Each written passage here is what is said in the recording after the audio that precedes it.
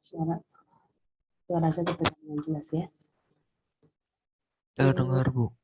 Oke ya, pagi ini kita akan meneruskan materi minggu lalu ya. Kita masih berbicara tentang jaringan dasar. Semoga tidak membosankan ya. Saya coba saya screen dulu. Seperti biasa kita kuliah bersama dengan praktikum ya, jadi satu. Oke, materi kita hari ini adalah jaringan kedua yang kemarin setelah epitel ya, kita akan masuk ke jaringan ikat ya.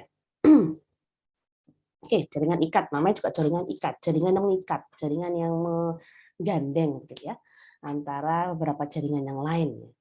Nanti kita lihat apa saja dan bagaimana cara dia menggandengnya atau memegangnya. Ya, ini kemarin sudah saya sampaikan juga, saya ingatkan kembali, jaringan adalah kumpulan sel dan ada substansi yang mengelilinginya. Jadi kalau hanya sel saja yang berdiri itu tidak akan bisa dikatakan jaringan, tetapi harus ada jaringan yang ada substansi yang mengelilinginya. Ya, cairan ekstraseluler.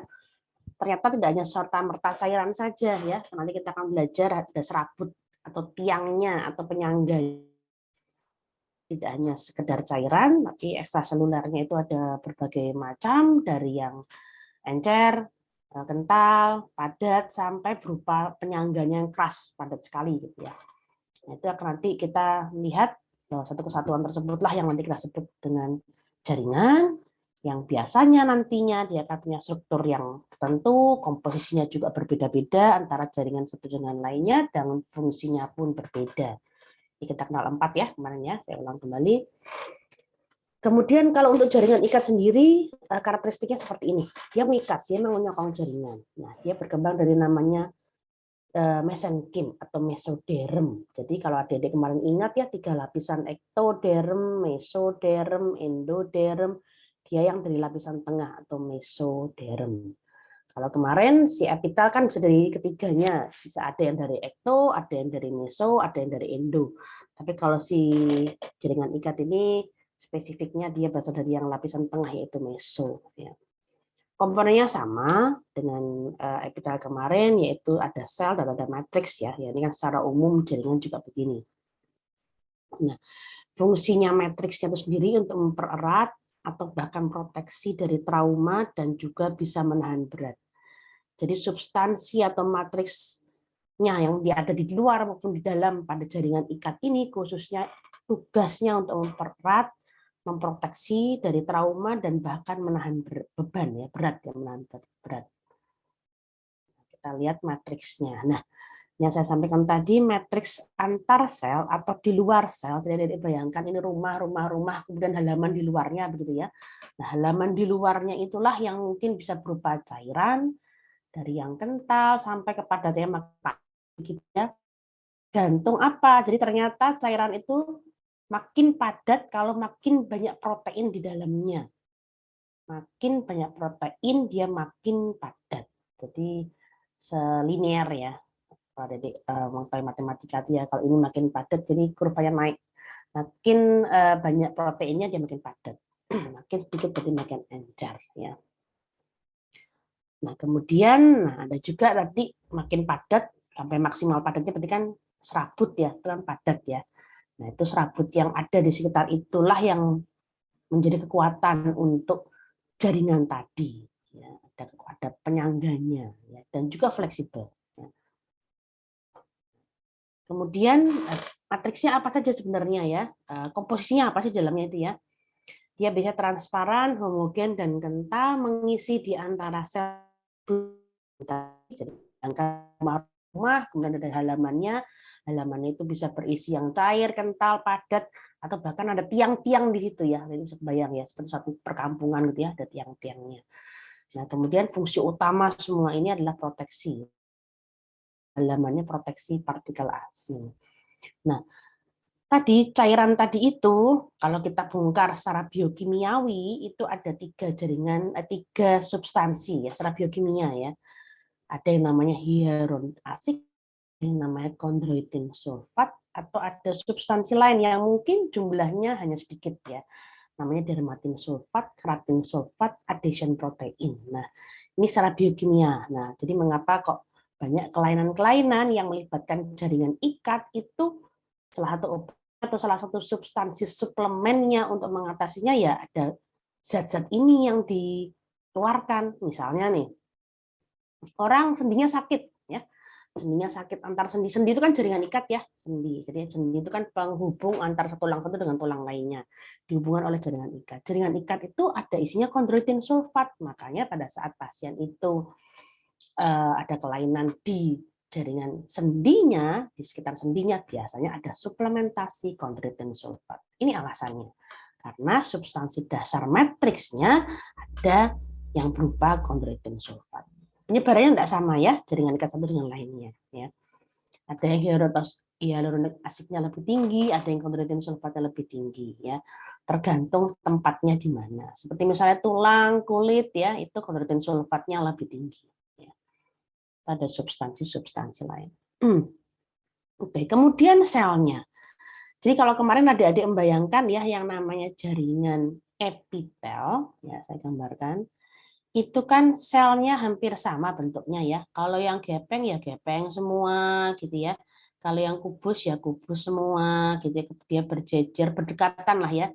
Tidak terlalu jauh dia berjejer. Kalau yang kubus ya atau yang kompleks ya dia berdekatan, tidak jauh-jauh ya. Ini seperti rumah kayak klaster gitu ya. Jadi mepet-mepet gitu ya. Dalam satu kompleks, satu tempat yang sama gitu ya. Tetapi pada jaringan ikat ini spesifiknya sel satu dengan lainnya ada yang sama, ada yang tidak, dan biasanya saling berjauhan. Ya, jadi kemarin epitel itu bayangkan seperti kita di rumah yang kota yang sempit, kemudian banyak sekali rumah berjejer-jejer sehingga namanya sedikit ya, sehingga zat antar selurnya kan sedikit. Makanya cenderung avaskuler kemarin ya kita sampaikan ya. Karena tidak ada yang bisa masuk kapiler karena saking sempitnya di antara selnya. Sementara jaringan ikat ini kebalikannya. Dia kita bayangkan seperti kita rumah di daerah pedesaan yang rumah sana sekilo lagi baru ada rumah lagi, sekilo lagi baru ada rumah lagi, gitu jauh-jauh halamannya mungkin berapa hektar gitu ya, atau berapa meter lebar sehingga tadi halamannya sangat luas, matriksnya sangat banyak gitu ya, di antaranya sangat banyak. Jadi kalau matriks banyak tempat luas ya jalannya mau kemana aja tidak masalah ya. Jadi kapiler juga kaya sekali ya, dia mau masuk lewat depan, belakang, samping itu bisa aja gitu ya. Jadi tempatnya luas, tidak ada halangan kapiler untuk masuk ke situ ya. Sehingga ya sangat subur dia gitu ya, artinya transportasi nggak ada masalah karena halamannya luas gitu ya. Dan rumahnya macam-macam, ada yang mau lantai 2, ada 1, lantai 2 tanah ya silahkan ya, jadi dia beda-beda bervariasi. Nah contohnya seperti ini ya, jaringan ikat di sini nih ada yang namanya fibroblast. Kalau kemarin udah dikenal ya namanya sel epitel ya, epitel semua bersama ya, kecuali yang kompleks ya. Ya sama, kotak ya kotak, misalnya gepeng ya gepeng, sama ya, seragam lah ya. Nah, sementara kalau di sini jaringan ikat fibroblast besar. Kemudian makrofag, ada spesifik sendiri ya makrofag, bentuknya lain-lain, ada yang seperti cincin begini. Nanti sel plasma bentuknya lain lagi. Nah, lihat gambar satu persatu ya, sel plasma. Mas ya, besarnya besar gini ya, ada granulanya. Dia punya apa ya? Bentuknya lain-lain. Ya, dia suka-suka dia mau menjadi bentuk seperti apa, gitu ya. Ada lagi sel lemak ya, sel lemak itu bentuk seperti ini. Nanti kita lihat satu persatu ya. Ini saya secara kasar aja baru menyampaikan. Macam-macam bentuknya ya, dengan fungsinya macam-macam ternyata. Jadi sel satu dengan lainnya, kalau kemarin epitel itu satu rangkaian jaringan itu tugasnya satu ya, sama-sama misalnya kulit gitu ya kemarin ya, sudah sama-sama proteksi tugasnya.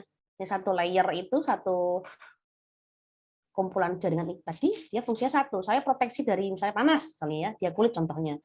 Atau kemarin pada pencernaan fungsinya sudah diabsorpsi, absorpsi semua gitu ya. Tapi sementara pada jaringan ikat ini masing-masing sel punya fungsi yang beda-beda.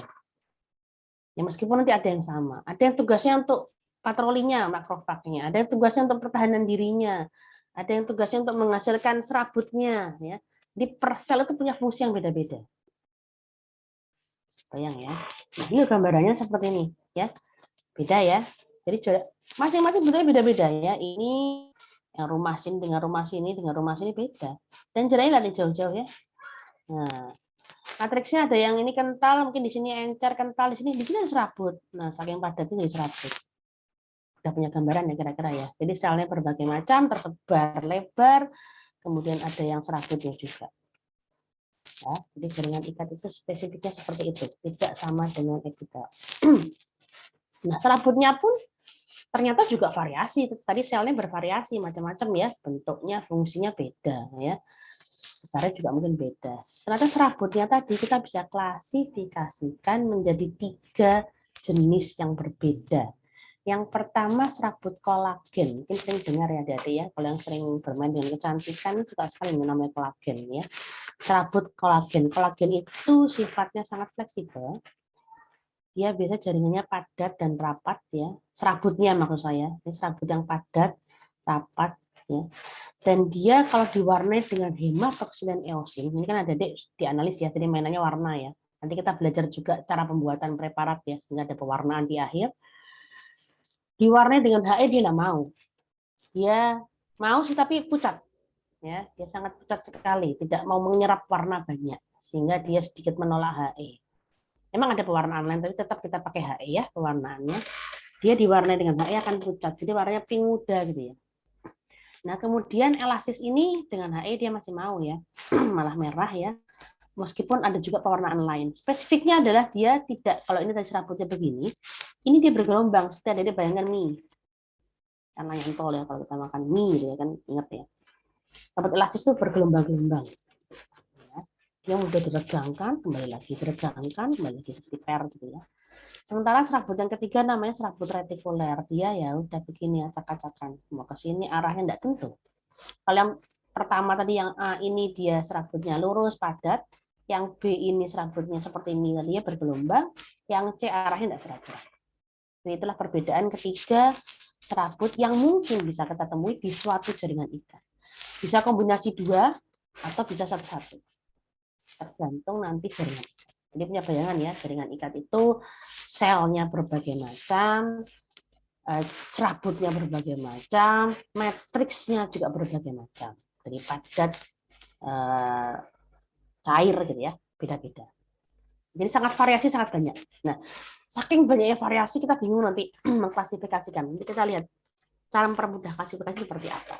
Ini istilah yang kita sepakati bersama, Dek ya. Jadi kalau adik-adik nanti ketemu istilah namanya blast, itu berarti yang muda, sedang memproduksi. Contohnya fibroblast, dia punya tugas untuk memproduksi kolagen. Nanti setelah dia selesai memproduksi, dia akan menjadi namanya fibrosit. Jadi belakangnya ada tambahnya sit. Kalau masih muda dia bagiannya blast. Juniornya namanya blast, sementara kalau sudah tua namanya belakang kasih sit gitu ya. Ganti nama aja. Kondroblast, tugasnya memproduksi memproduksi tulang rawan. Setelah dia tua berarti namanya kondrosit. Osteoblast saat dia masih muda, masih aktif nih ya. Setelah dia produksi tulang, nih kan dia tugasnya membuat tulang ya. Setelah dia tua nanti namanya osteosit. Jadi jangan terbalik nanti pada saat dia baca perpustakaan kok ada blast ada sit ya. Nah itu berarti yang muda sama yang tua. Biasanya kalau sudah tua itu hanya maintenance saja ya, tidak lagi memproduksi besar-besaran. Ya.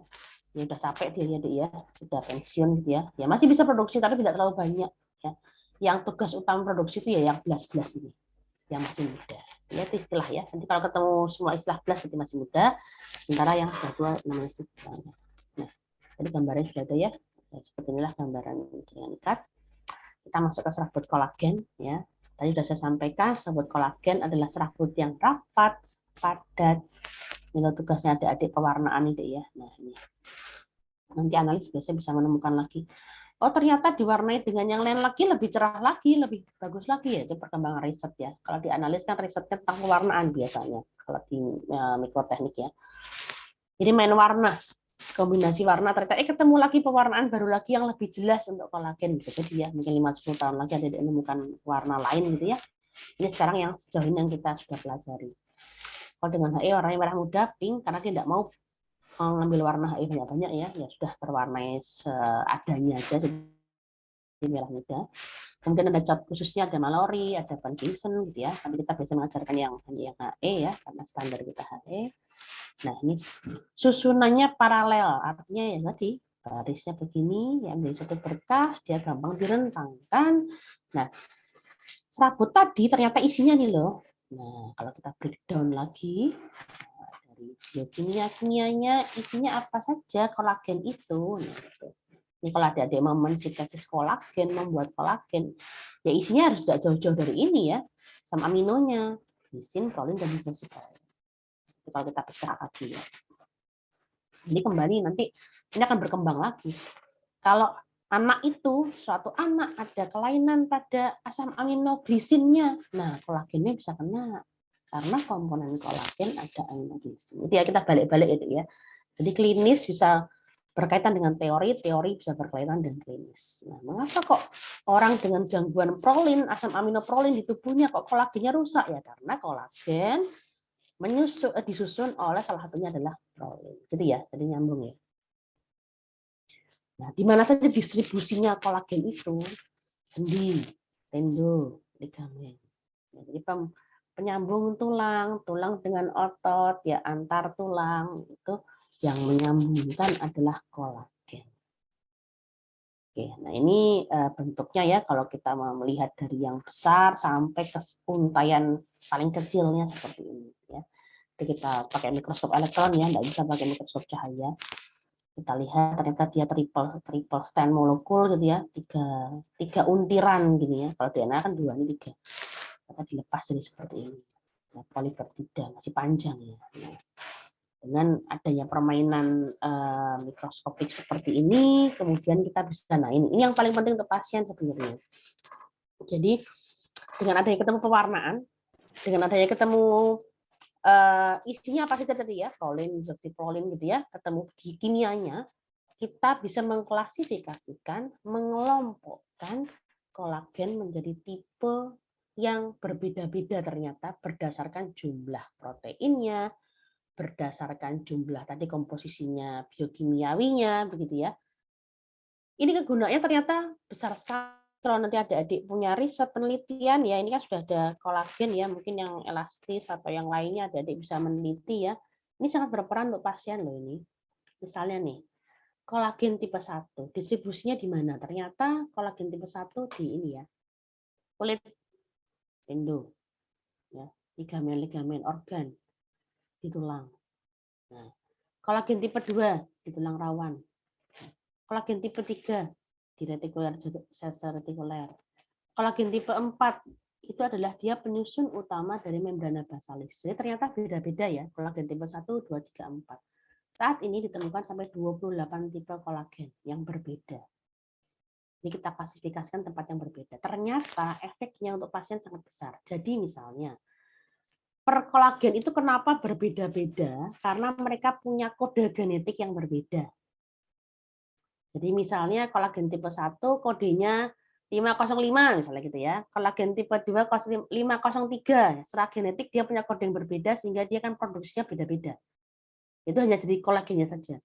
Nah, ternyata aplikasinya di pasien yaitu apabila seseorang itu terjadi kelainan di kolagen tipe 1, ya seluruh kolagen tipe 1 distribusinya, kolagen tipe 1 di tubuhnya, itu akan terjadi kelainan. Jadi misalnya nih ya, nanti kita lihat berbagai macam kelainan yang muncul ya. Tipe 1, nah ini ya, ini distribusinya di sini, kolagen tipe 1. Jadi nanti seorang anak apabila lahir dengan kelainan tipe 1, kolagen tipe 1-nya rusak gitu ya, karena gen yang memproduksinya, gen yang mengkodenya ada gangguan gitu ya. Berarti nanti pertumbuhan di sini akan terganggu. Pertumbuhannya apa ya? Tergantung distribusinya di mana. Tulang rawan terganggu misalnya, korneanya terganggu karena itu ada jaringan ikatnya. Kulitnya terganggu, tendonya terganggu. Tapi yang lainnya mungkin membrana basalisnya karena dia kolagen tipe 4 dan 5 tidak ada masalah. Paham ya?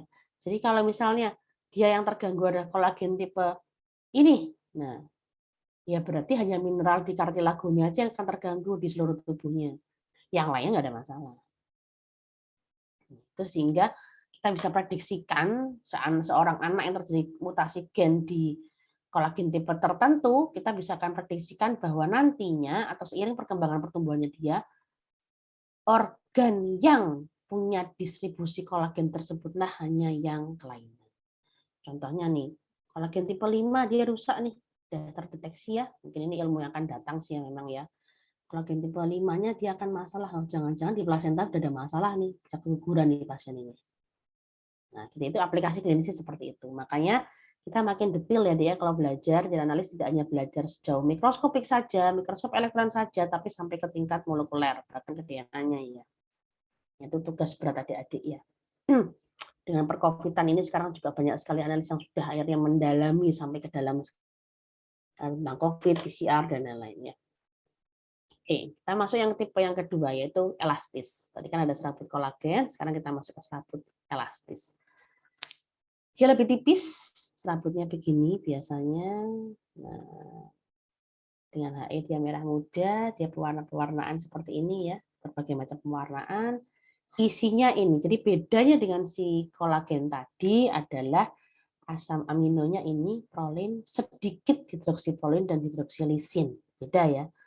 Jadi kolagen dan elastis, mengapa dia kok bisa warnanya mengikat HE berbeda? Mengapa dia kok lebih tipis? Mengapa dia kok diwarnainya maunya dengan perwarnaan tertentu ya, dengan orsein gitu ya? Ya karena dia komposisinya asam aminonya berbeda dengan kolagen. Oke, distribusinya biasanya dari pita suara kita. Pita suara kita, kemudian cuping hidung kita, kemudian cuping telinga kita itu serabutnya elastis. Jadi beda ya, kalau tadi kolagen ada di ligamen, di sendi ya, tapi kalau serabut elastis ini lokasinya berbeda-beda.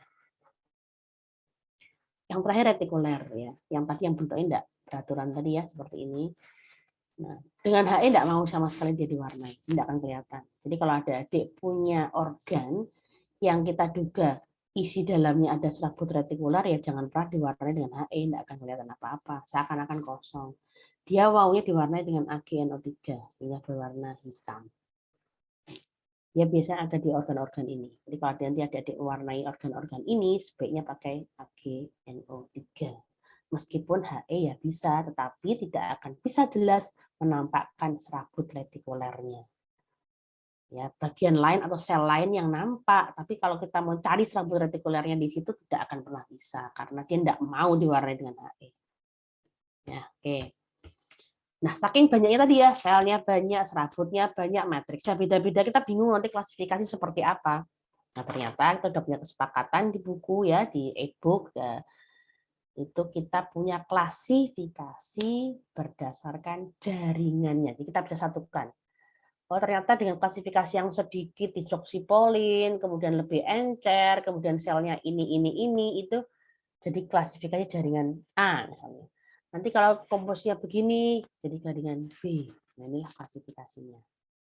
Kita bedakan dulu berdasarkan jaringan ikat embrio dan yang tua atau yang sejati.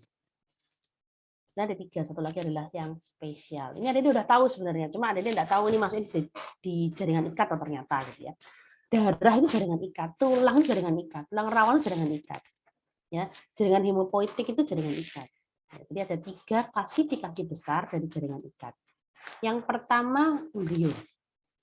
Di embrio. Jaringan ikat apa saja yang bisa kita temukan di embrio? Ada 2. Jaringan ikat mesenkim dan jaringan ikat gelatinosa. Telan dulu ya, nanti kita lihat satu persatu. Kemudian yang kedua, jaringan ikat sejati atau sebenarnya atau dewasa. Itu ada jaringan ikat longgar dan jaringan ikat padat. Padatnya pun dibagi 2, yang reguler, padatnya teratur maksudnya, dan irreguler, berarti tidak teratur ya. Kita kenal, yang pertama kita punya embrional, yang kedua kita punya jaringan ikat sejati, yang ketiga kita punya jaringan ikat yang spesial atau khusus. Ya. Nah, jadi kita lihat klasifikasinya ya. Embrional, ditelan dulu aja nih sekarang nih klasifikasinya. Embrional, sejati, dan khusus. Nah, khusus ini nanti tidak diajarkan semuanya ya, karena ini sudah diajarkan, adik-adik sudah ada. Ini juga tidak diajarkan. Nanti kita akan belajar ini saja. Ini juga adik-adik sudah ada mata kuliah sendiri nanti.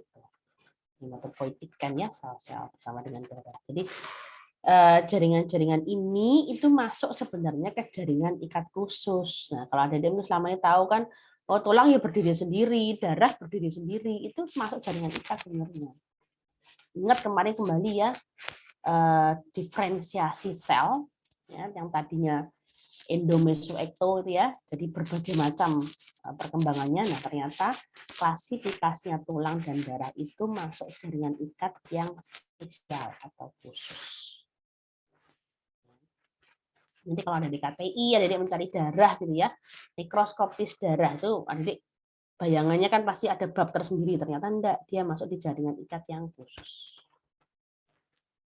Ini jaringan ikat yang embrional dan sejati. Oke, kita mau satu persatu ya. Kita masuk. Ini distribusi secara kasar ya. Nah, jadi udah kenal mungkin ya di sini ada darahnya, ada lemaknya gitu ya. Itu termasuk jaringan ikat yang spesial ya. Ini ada tulang rawan, ada tulangnya. Gitu ya. Kemudian ada yang padat, ada yang longgar. Nah, kita lihat satu persatu ya dalamannya. Kita mulai dari embrio dulu. Jadi ini bayangkan adik-adik punya, jangan manusia lah ya, mencit nih ya, janin mencit, ada dipotong, kemudian ada dibikin mikroskopisnya, ada diwarnai dengan HE, adik akan ketemu seperti ini deh. Kemudian adik akan melihat ada kelompokan sel-sel. Nah, yang tadinya awalnya dia kan kalau belum berdiferensiasi masih akan menyebar ya. Di awalnya sel-sel tidak beraturan gini menyebar. Nah, dia menyebar nggak beraturan begini ya. Nah, kemudian tambah janinnya makin besar, dia akan mulai mengelompok. Nah, ini ngelompok. Ini kamu akan jadi apa? Akan jadi apa? Akan terpisah-pisah ya, akan terkelompok. Dan mungkin ini ke arah sana, ini ke arah sini, gitu ya. Kan masing-masing mengelompok dia untuk jadi jaringan tertentu ya. Nah, kalau ini contohnya adalah tadi mengelompok ke area sekitar tulang belakang kita. Jadi bermigrasi ke area tulang belakang kita, dia akan jadi calon vertebra. Ini salah satu contoh aja ya, mungkin nanti ngelompok ke tempat lain juga ada ya. Nah, ini ngelompok jadi calon tulang cikal bakal ya, tulang vertebra kita. Dia ngelompok dulu. Berarti kan kalau masih janin dia belum ada tulang ya, jadi masih jaringan tulang rawan. Ya. Nah, ini adalah tulang rawan embrional namanya. Tulang rawan yang di embrio, yang dia nanti akan jadi vertebral kita. Nah, tulang rawan ini setelah dikelompokkan, dia nanti bisa lepas lagi kalau tidak ada pengikatnya. Sehingga kita butuh kita ikat dengan suatu jaringan yang ada di luarnya, yaitu jaringan ikat embrional. Atau karena dia berasal dari sel mesenkim atau sel mesoderm, kita sebut namanya jaringan ikat mesenkim. Paham nggak sampai sini kira-kira? Nah, jadi ini adalah tulang cikal bakal manusia ya tadinya ya. Tulang punggung kita ambil contoh lah ya, kita potong preparat si mencit tadi, janin mencit kita potong ke area apa nih punggungnya. Kemudian kita lihat ada kelompokan seperti ini. Nah, ini adalah tulang rawan embrional. Berarti selnya masih embrio, masih di awal pembentukan, sehingga namanya kondroblast. Kan dia masih awal, masih janin. Berarti ini adalah sel kondroblast. Nah, jadi sel-sel kondroblast ini mengelompok, dia nanti akan membentuk tulang rawan ya. Jadi ngelompok-ngelompok dulu. Nah, agar dia nggak lepas lagi, ya kita kurung dia, kita ikat, namanya jaringan ikat ya. Di sekitarnya dia ada pengikatnya. Ini yang disebut dengan jaringan ikat embrional, karena dia mengikat tulang rawan embrio, atau jaringan ikat mesenkim, karena dia berasal dari mesoderm.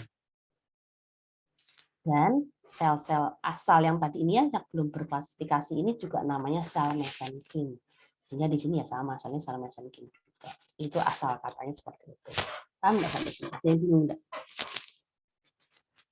Nggak ya. Jadi sel mesenkim itu bentuknya seperti apa? Seperti bintang. Jadi jangan bayangkan bintang itu gini ya. Nggak ya, Dek ya. Namanya bintang itu bentuknya gini loh. Dia berserabut atau apa ya? Tajam-tajam lah gitu pinggirannya. Jadi stellata seperti bintang bercabang ya. Kemudian, nah dengan HE mengapa tampak kosong di sini? Nah, ini karena tidak bisa menyerap HE dengan baik. Seakan-akan nggak ada serabutnya padahal ada. Tapi dengan HE zat antar selulernya ini tidak tampak, tidak menyerap warna dengan baik. Jadi preparatnya adalah embrio. Ya, jadi preparat embrio kita potong, kita buat HE ya, dengan preparat HE akan tampak kelompokan-kelompokan sel dengan namanya kondroblast. Itu kelompokan ini namanya jaringan ikat tulang rawan embrional, karena dia di embrio, yang dia akan diikat oleh jaringan ikat embrional atau jaringan ikat mesenkim. Ini paham? Nah, sel yang mengikat tadi adalah jaringan ikat mesenkim, toh. Nah, selnya ya sel mesenkim. Karena dia berasal dari sel mesoderm atau mesenkim yang belum berdiferensiasi. Nanti kalau dia sudah berdiferensiasi lagi bentuk kelompok di sana, ya nanti namanya tergantung dia mau jadi apa ya. Nah, kalau misalnya tetap jadi kondroblast, tetap jadi tulang rawan, ya dia tetap beri nama kondroblast. Kalau dia nanti ini yang di sini cikal bakal di sini, yang ini masih kosong-kosong, ini dia bisa berdiferensiasi jadi apapun yang dia disuruh jadi apa, ya. Bebas. Kalau dia mau begini lagi nanti ya jadi jaringan ikat, jadi tulang rawan embrional lagi, ya. Ini masih jaringan bebas yang bisa berdiferensiasi menjadi apapun. Oke, yang pertama. Yang kedua, ini. Kita kenal namanya jaringan ikat gelatinosa. Jadi kalau adik-adik, ini ada plasenta ya. Adik tahu plasenta enggak ya? Plasenta itu adalah tempat untuk janin menyalurkan makanan dari ibu ke janin gitu ya. Dari ibu ke janin itu kan, mungkin pernah lihat plasenta ya. Ari-ari itu loh. Oh ya, ari-ari nama ininya. Nama awamnya ya. Nah, ari-ari itu kan adalah ini nempel ke uterus ibunya untuk menyedot makanan. Terus ada tali pusatnya. Jadi ini ari-arinya, ini tali pusatnya. Nah, tali pusat itu kan tempat untuk nyedotnya, selangnya lah ya dari ibunya ke anaknya. Nah, ini kita ambil preparat, kita potong. Jadi kan tadi saya minta jadi motong apa janinnya. Kalau sekarang kita potong tali pusatnya ya. Nah, tali pusatnya kita potong. Kemudian akan ada tampakan seperti ini di gambarannya. 2 mata, 1 mulut. Nah, gitu. Ini apa ini? Ini arteri, ini arteri. Ini vena. Jadi ternyata untuk di tali pusatnya pada manusia sama ya, mamalia ya secara umum, itu akan terdapat 2 arteri dan 1 vena. Jadi dia menyedot makanan lebih banyak dibanding dia membuangnya gitu kan ya. Karena kan arteri kan untuk ambil, vena untuk membuang sampahnya gitu. Sehingga arterinya disediakan 2 bukan cuma 1 gitu ya. Nah, jadi bayangkan ini kan tali pusat itu kan panjang banget ya. Nah, panjang sekali gitu ya. Nah, bayangkan benang kalau panjang tidak ada yang membungkusnya pasti akan apa? Akan bundet gitu ya, kusut ya. Karena kan dia 3 benda sekaligus, tiga apa namanya? Saluran sekaligus ya, arteri, vena dalam bentuk yang sangat-sangat tipis gitu ya. Panjang sekali. Kalau kita tidak memfiksasi dia begini tepatnya, dia akan kusut gitu ya. Nah, sehingga kita butuh fiksatornya atau kita butuh suatu zat untuk membuat dia freeze di situ gitu ya, tidak boleh kemana-mana, tidak boleh sering menggulung ya gitu ya. Nah, berarti kan zat itu ada di antara ini ya.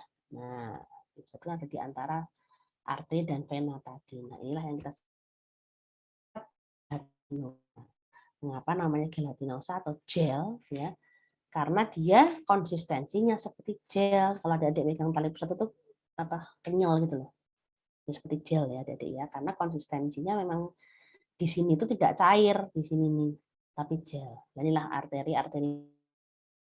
Di antaranya akan diikat oleh jaringan ikat gelatinosa berbentuk gel dengan selnya tetap sama, namanya sel stellata. Selnya nggak beraturan, sama stellata juga. Ya. Nama lainnya tali pusat ini uniculus umbilicalis. Di sini akan ada juga lembar kolagen sebenarnya, tapi kembali dengan HE dia pucat sehingga tidak nampak. Yang nampak hanya bintik-bintiknya ini kan, ini sel stellata. Karena sel ini belum berdiferensiasi.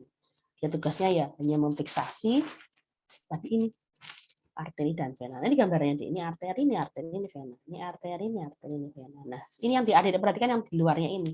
Jaringan ikat itu di sininya nih. Nah, ini yang tugas untuk memfiksasi dia, untuk megangi dia biar ini kalau tidak dipegangi ya bundet ya, karena itu kan panjang sekali gitu ya.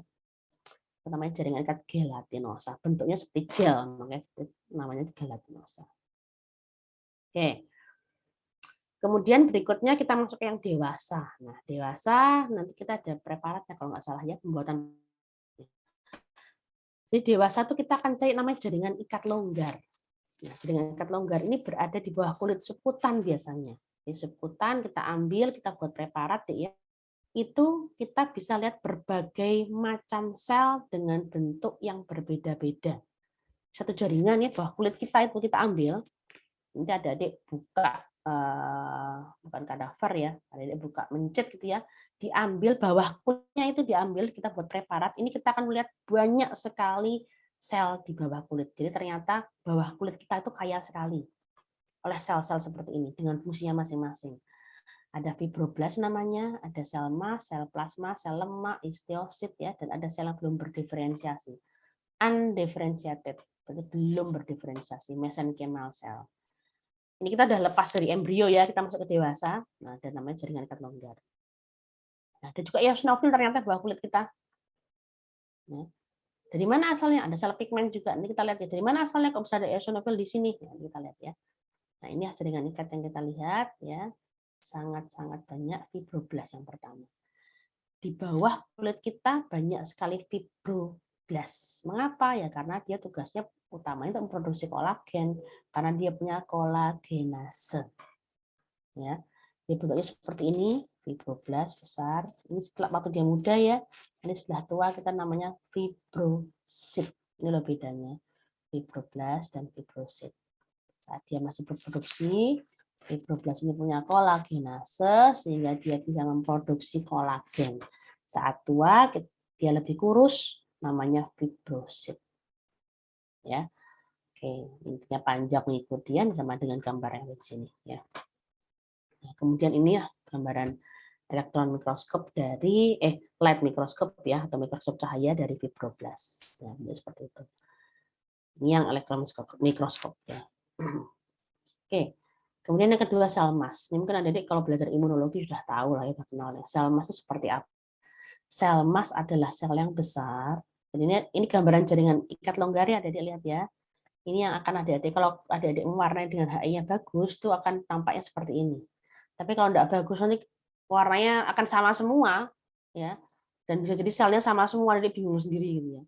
Kalau ini kan kelihatan jelas deh. Ini fibroblast yang tadi. Nah, ini fibrosit loh. Nomor 1 ini fibroblast, ini fibrosit. Saya kita identifikasikan ya. Ini fibroblast. Ya, ini fibroblast. Ya. Kita bisa klasifikasi sendiri-sendiri. Lebih gampang, lebih kecil nih, ini yang fibrosit. Nomor 2, nomor 1, nomor 1. Nah, kemudian ke area sini sekarang kita lihat. Yang warnanya merah besar. Jadi adalah sel besar, inti besar, ada granula kasar merah. Inilah sel mas atau mast cell. Nah, dia yang biasanya dekat pembuluh darah ya lokasinya sehingga dia ada di bawah kulit kita. Nah, tugas utamanya untuk mengeluarkan heparin dan histamin.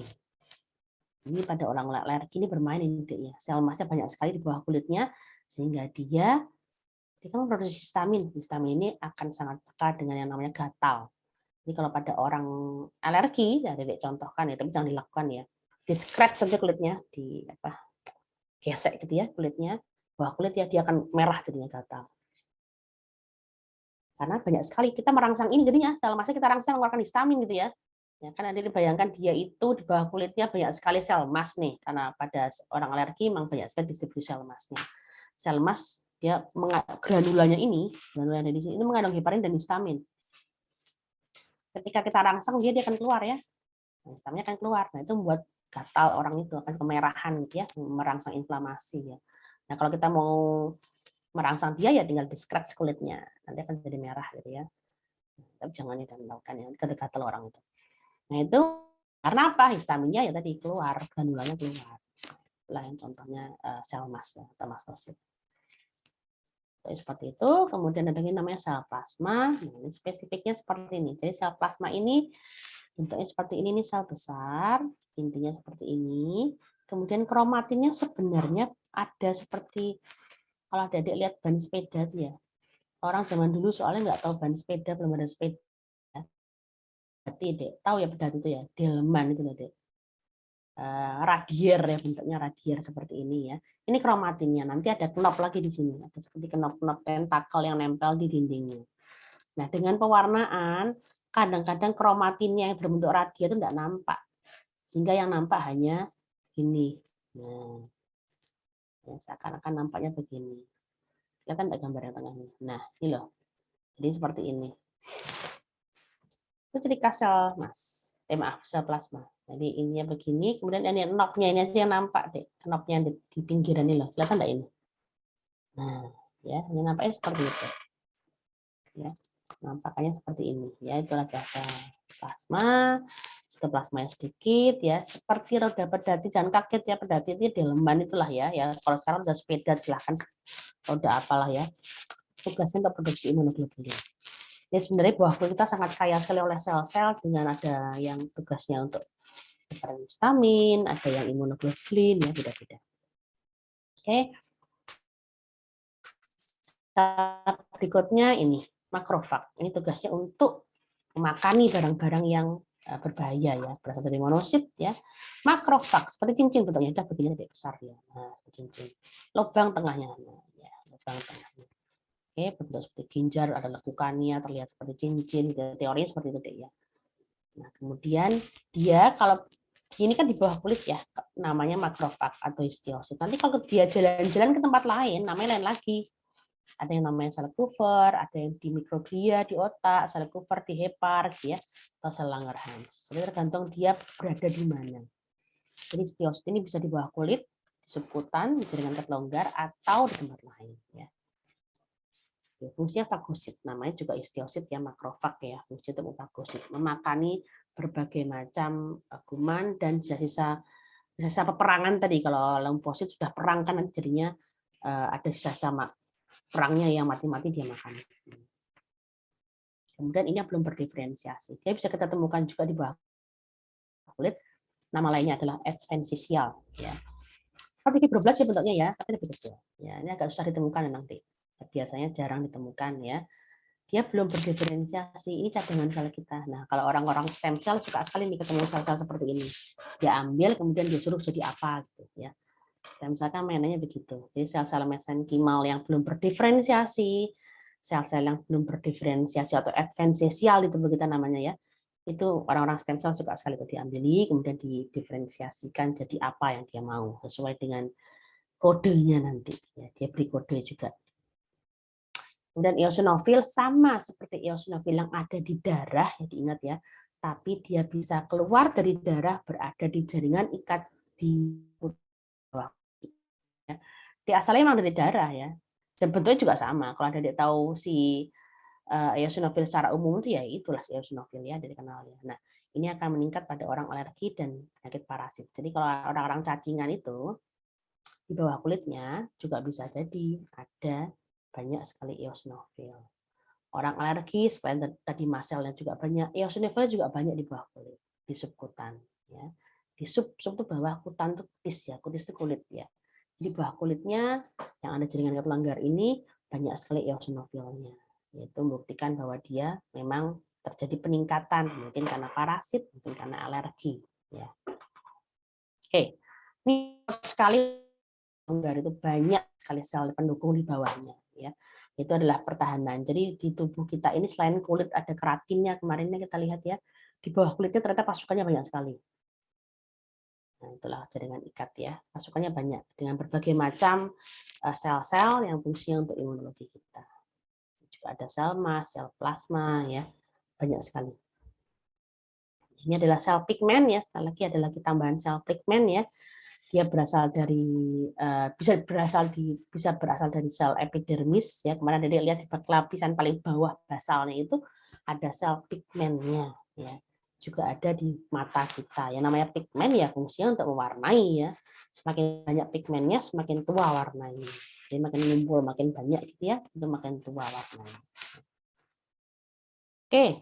Kemudian tadi longgar, sekarang kita beranjak ke yang padat, ya, jaringan ket padat. Kalau tadi longgar, ya sekarang padat. Nah ini syarat utamanya biasanya kolagen, ya kolagen. Dia bisa membungkus, ada yang teratur, ada yang tidak teratur. Tidak teratur biasanya tersebar dimanapun, membungkus apapun misalnya. Yang berada di mukosa kemarin usus kita ya di bawah epitel itu ada lagi jaringan ikat yang kok kita lihat nggak teratur bentuknya ya, jaringan ikat padat tapi tidak teratur. Kemudian ada juga di tendon dan ligamen. Ini lebih dari tendon dan ligamen. Kalau ligamen itu adalah penghubung otot ke tulang. Kalau ligamen adalah penghubung tulang ke tulang. Beda ya. Kalau ligamen itu penghubung otot, ini kan otot ke tulang, sementara ligamen adalah penghubung tulang ke tulang. Jadi kalau ada dapat istilah, oh tendonnya sobek, gitu ya. Misalnya ada pemain basket tendonnya sobek, berarti ototnya lepas dari tulangnya. Oh, atau ligamennya lepas, berarti tulang ke tulangnya lepas. Nah, yang menghubungkan siapa? Yang menghubungkan adalah jaringan ikat padat. Ini contohnya. Arahnya tertentu ya, teratur bentuknya. Kemudian kita masuk, tadi kan kita hanya belajar serabutnya saja. Nah, sekarang kita lihat jaringan ikatnya. Tadi kan baru kita sebut serabut kolagen. Untuk menjadi jaringan, syaratnya harus ada selnya juga. Ya, berarti kita lihat, kita kombinasikan sel dengan jaringan ikatnya, dengan serabutnya. Ya. Kita kenal jaringan ikat kolagen. Nah, jaringan ikat kolagen itu begini, dia akan adalah jaringan ikat rapat, ya tadi kan kolagennya rapat. Ternyata yang memproduksi dia tadi siapa? Jadi kan kenal tadi ya di depan ada fibroblast. Fibroblast akan memproduksi kolagen. Tadinya judul di depan ya, fibroblast punya tugas memproduksi kolagen. Nah, fibroblast tadi pada saat dia muda, ya ini fibroblast, ini fibroblast, ini fibroblast. Dia tugasnya apa? Produksi kolagen. Dia keluarkan kolagen ya, dia produksi. Nah, ternyata kolagen ini setelah diproduksi, dia menggencet fibroblastnya sendiri. Karena apa? Ini sangat rapat ya, kolagen sangat rapat. Sehingga fibroblast yang sudah menghasilkan dia pencet sendiri ya, menjadi sel yang berbentuk gepeng. Ya. Jadi kan kalau sudah tua dia namanya fibrosit. Ya, fibroblast yang ada di sini, di kemudian hari dia sudah tua, menjadi fibrosit, tergencet hasil produksinya sendiri, menjadi sel yang gepeng dan pipih, saya kasih warna lain aja, namanya sel sayap. Nah, misalnya akan pipih seperti ini, namanya sel sayap. Ini berarti tidak lagi fibroblast, berarti ini fibrosit. Ya, sudah tua dia kan. Nah, ini fibroblast awalnya di sini. Ya, fibroblast dia menghasilkan kolagen, kemudian tergencet hasil kolagennya sendiri. Kolagennya kan rapat padat, akan ada fibroblast terjepit ya. Setelah dia tua kan namanya tidak fibroblast lagi, jadi fibrosit ya. Fibrosit terjepit dinamakan sel sayap. Barangnya mana? Nah, ini kolagennya, ini sel sayapnya. Nanti kalau ada adik mikroskopik ya, jadi lihat pakai mikroskop sebenarnya kenapa orang-orang menyebutkan sel sayap, selain dia gepeng, pipih, terjepit, juga adik-adik kalau membuat perbesaran misalnya 400 ya, adik geser mikrometernya maju mundur, dia akan melayang-layang seperti sayap. Misalkan kan ada, tidak, dia tidak maju mundurkan mikrometernya ya, di kalau besaran 400 kan adik tidak boleh membesarkan dengan makrometer ya, pecah nanti preparatnya ya. Dia dapat buat mikrometernya, ada gerakan maju mundur, itu dia akan melayang-layang seperti sel sayap. Jadi ada, kadang tidak, ada lagi, kadang tidak. Nanti makanya disebut sel sayap, itu barangnya sel sayap. Apa itu sel sayap? Sel sayap adalah fibrosit yang terjepit oleh serabut kolagen. Ini perbesaran 100, ini perbesaran 100, ini perbesaran 400-nya. Kita lihat lebih jelas ya, selnya ada fibrosit terjepitnya, yaitu sel sayap. Warnanya dengan HE ya, sehingga warnanya kolagennya pucat seperti ini. Oke, elastis ya, kita lihat serabut elastis. Ini pewarnanya dengan orsein, dia suka sekali dengan orsein ya, merah menyala. Ini yang seperti ini tadi ya, jadi lihat yang seperti ini ya, dia bergelombang. Kalau kecil mungkin tidak kelihatan ya, diperbesar jadi seperti ini. Bandingkan dengan yang tadi, selain warnanya lebih merah, ini juga lihat nih, ini bulat ya, tidak gepeng ya. Di sini nggak ada sel sayap. Karena apa? Ya kita lihat yang namanya serabutnya kan seperti mie tadi ya. Berarti kalau mie itu kan ada antaranya ada jedanya, lubang-lubang, tidak rapat padat ya. Kalau ini tadi adik-adik bayangkan seperti tumpukan kayu. Tumpukan kayu meskipun gelombang, gelombangnya searah, sejajar, rapat padat, nggak ada celah di antaranya sehingga si fibrositnya aja terjepit begitu ya menjadi sel sayap. Kalau di sini enggak, dia bergelombang seperti ini kan gelombang ya, sehingga fibrosit yang sudah menghasilkan dia itu tidak akan tergencet, bentuknya tetap tua setelah dia tua. Ya, tetap bentuknya seperti ini, tetap bulat. Yang fibrosis itu tidak ada yang terjepit. Tetap oval atau bulat. Jadi fibroblast yang sudah membentuk ya, menjadi fibrosit itu tidak lagi gepeng tapi tetap bulat. Yang disebut fibrosit tidak terjepit karena jaringan ikat elastis. Ya. Yang terakhir retikuler, tadi dia maunya diwarnai dengan apa? Ageno 3 ya. Nah, pada limfonodi dan hepar, kalau kita mau cari sel retikulernya, serabut retikulernya, jaringan ikat retikulernya, kita warnai dengan AgNO3. Akan tampak nih ya, di sini ada serabutan tidak beraturan ini. Ada yang begini, nggak beraturan ya. Nah, siapakah yang menghasilkan serabut ini?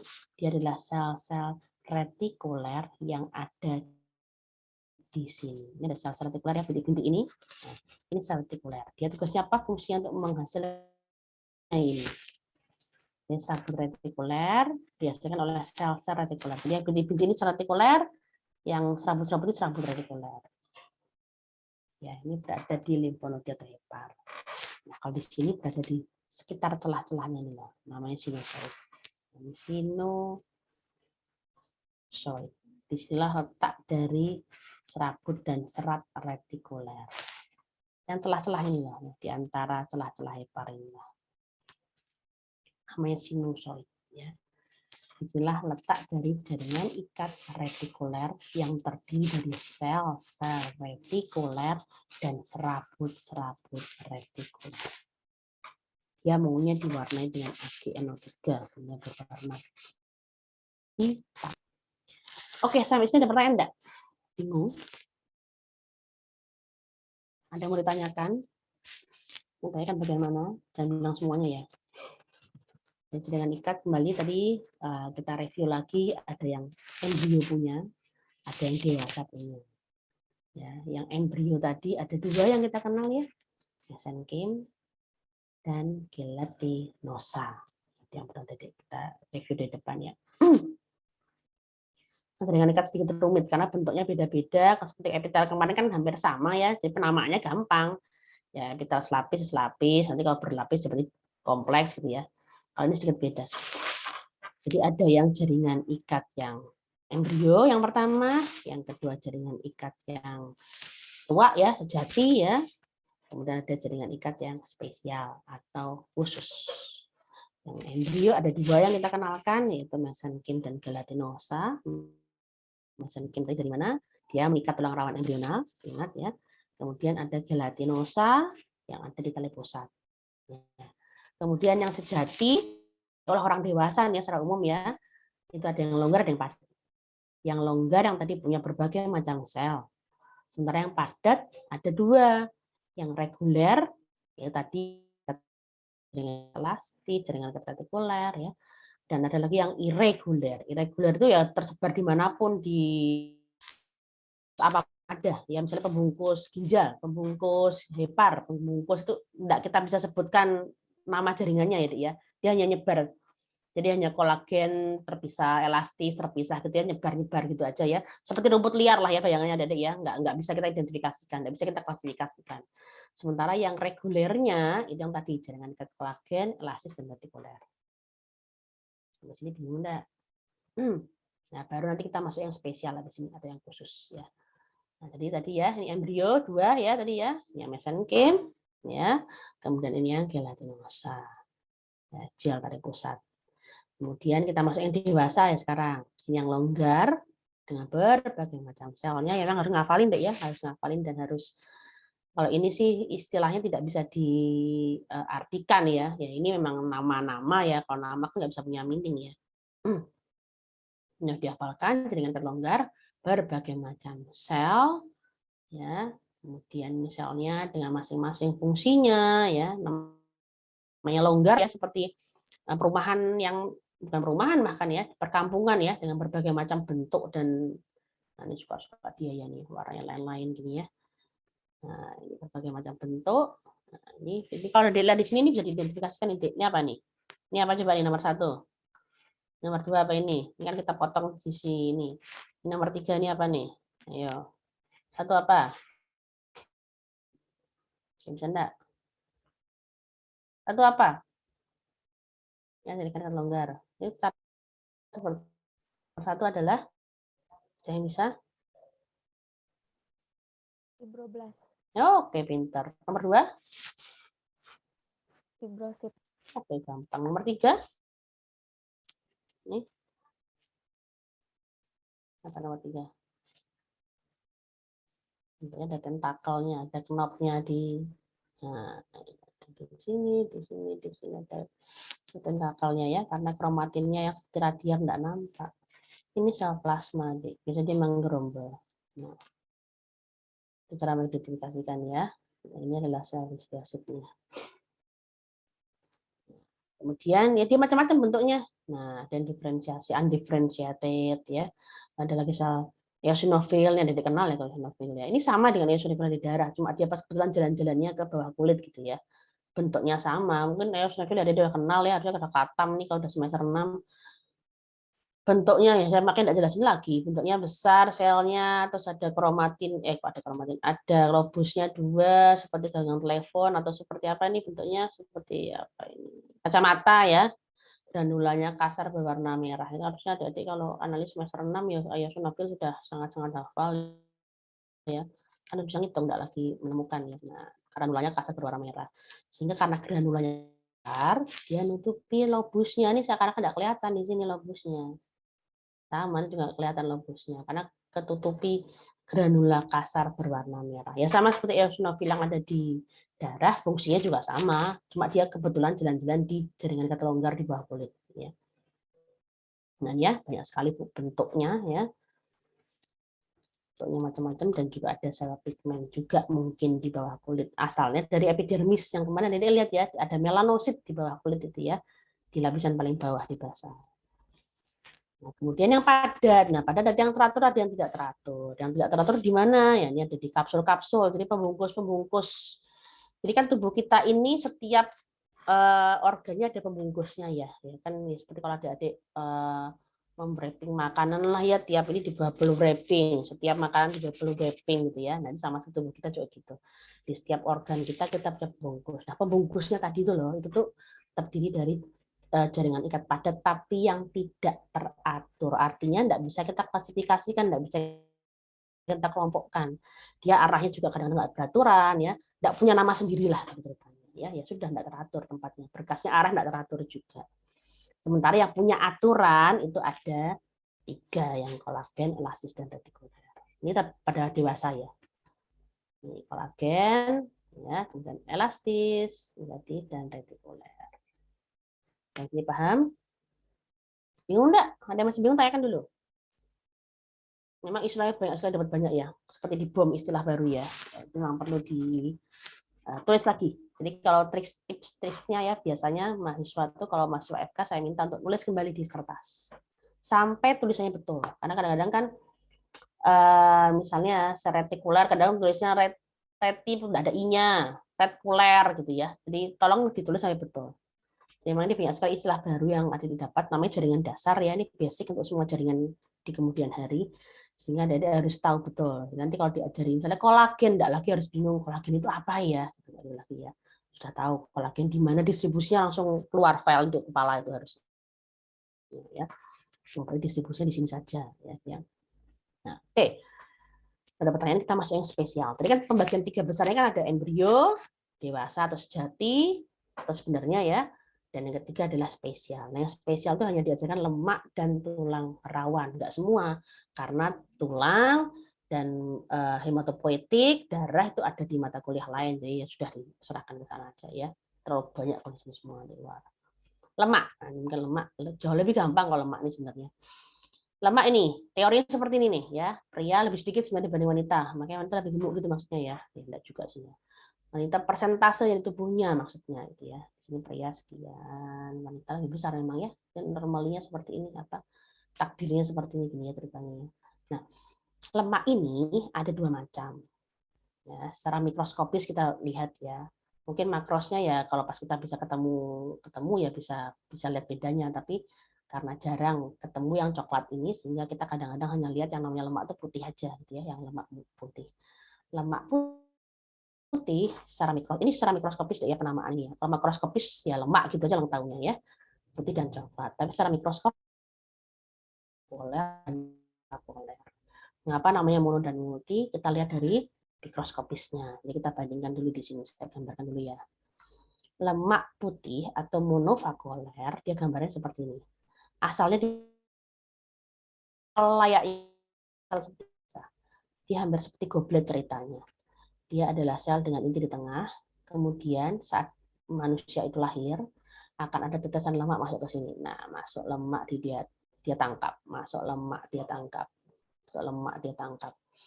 Akhirnya ini sama seperti cerita goblet ini. Inti yang ada di sini kedesak ke samping. Nah, jadi begini ceritanya.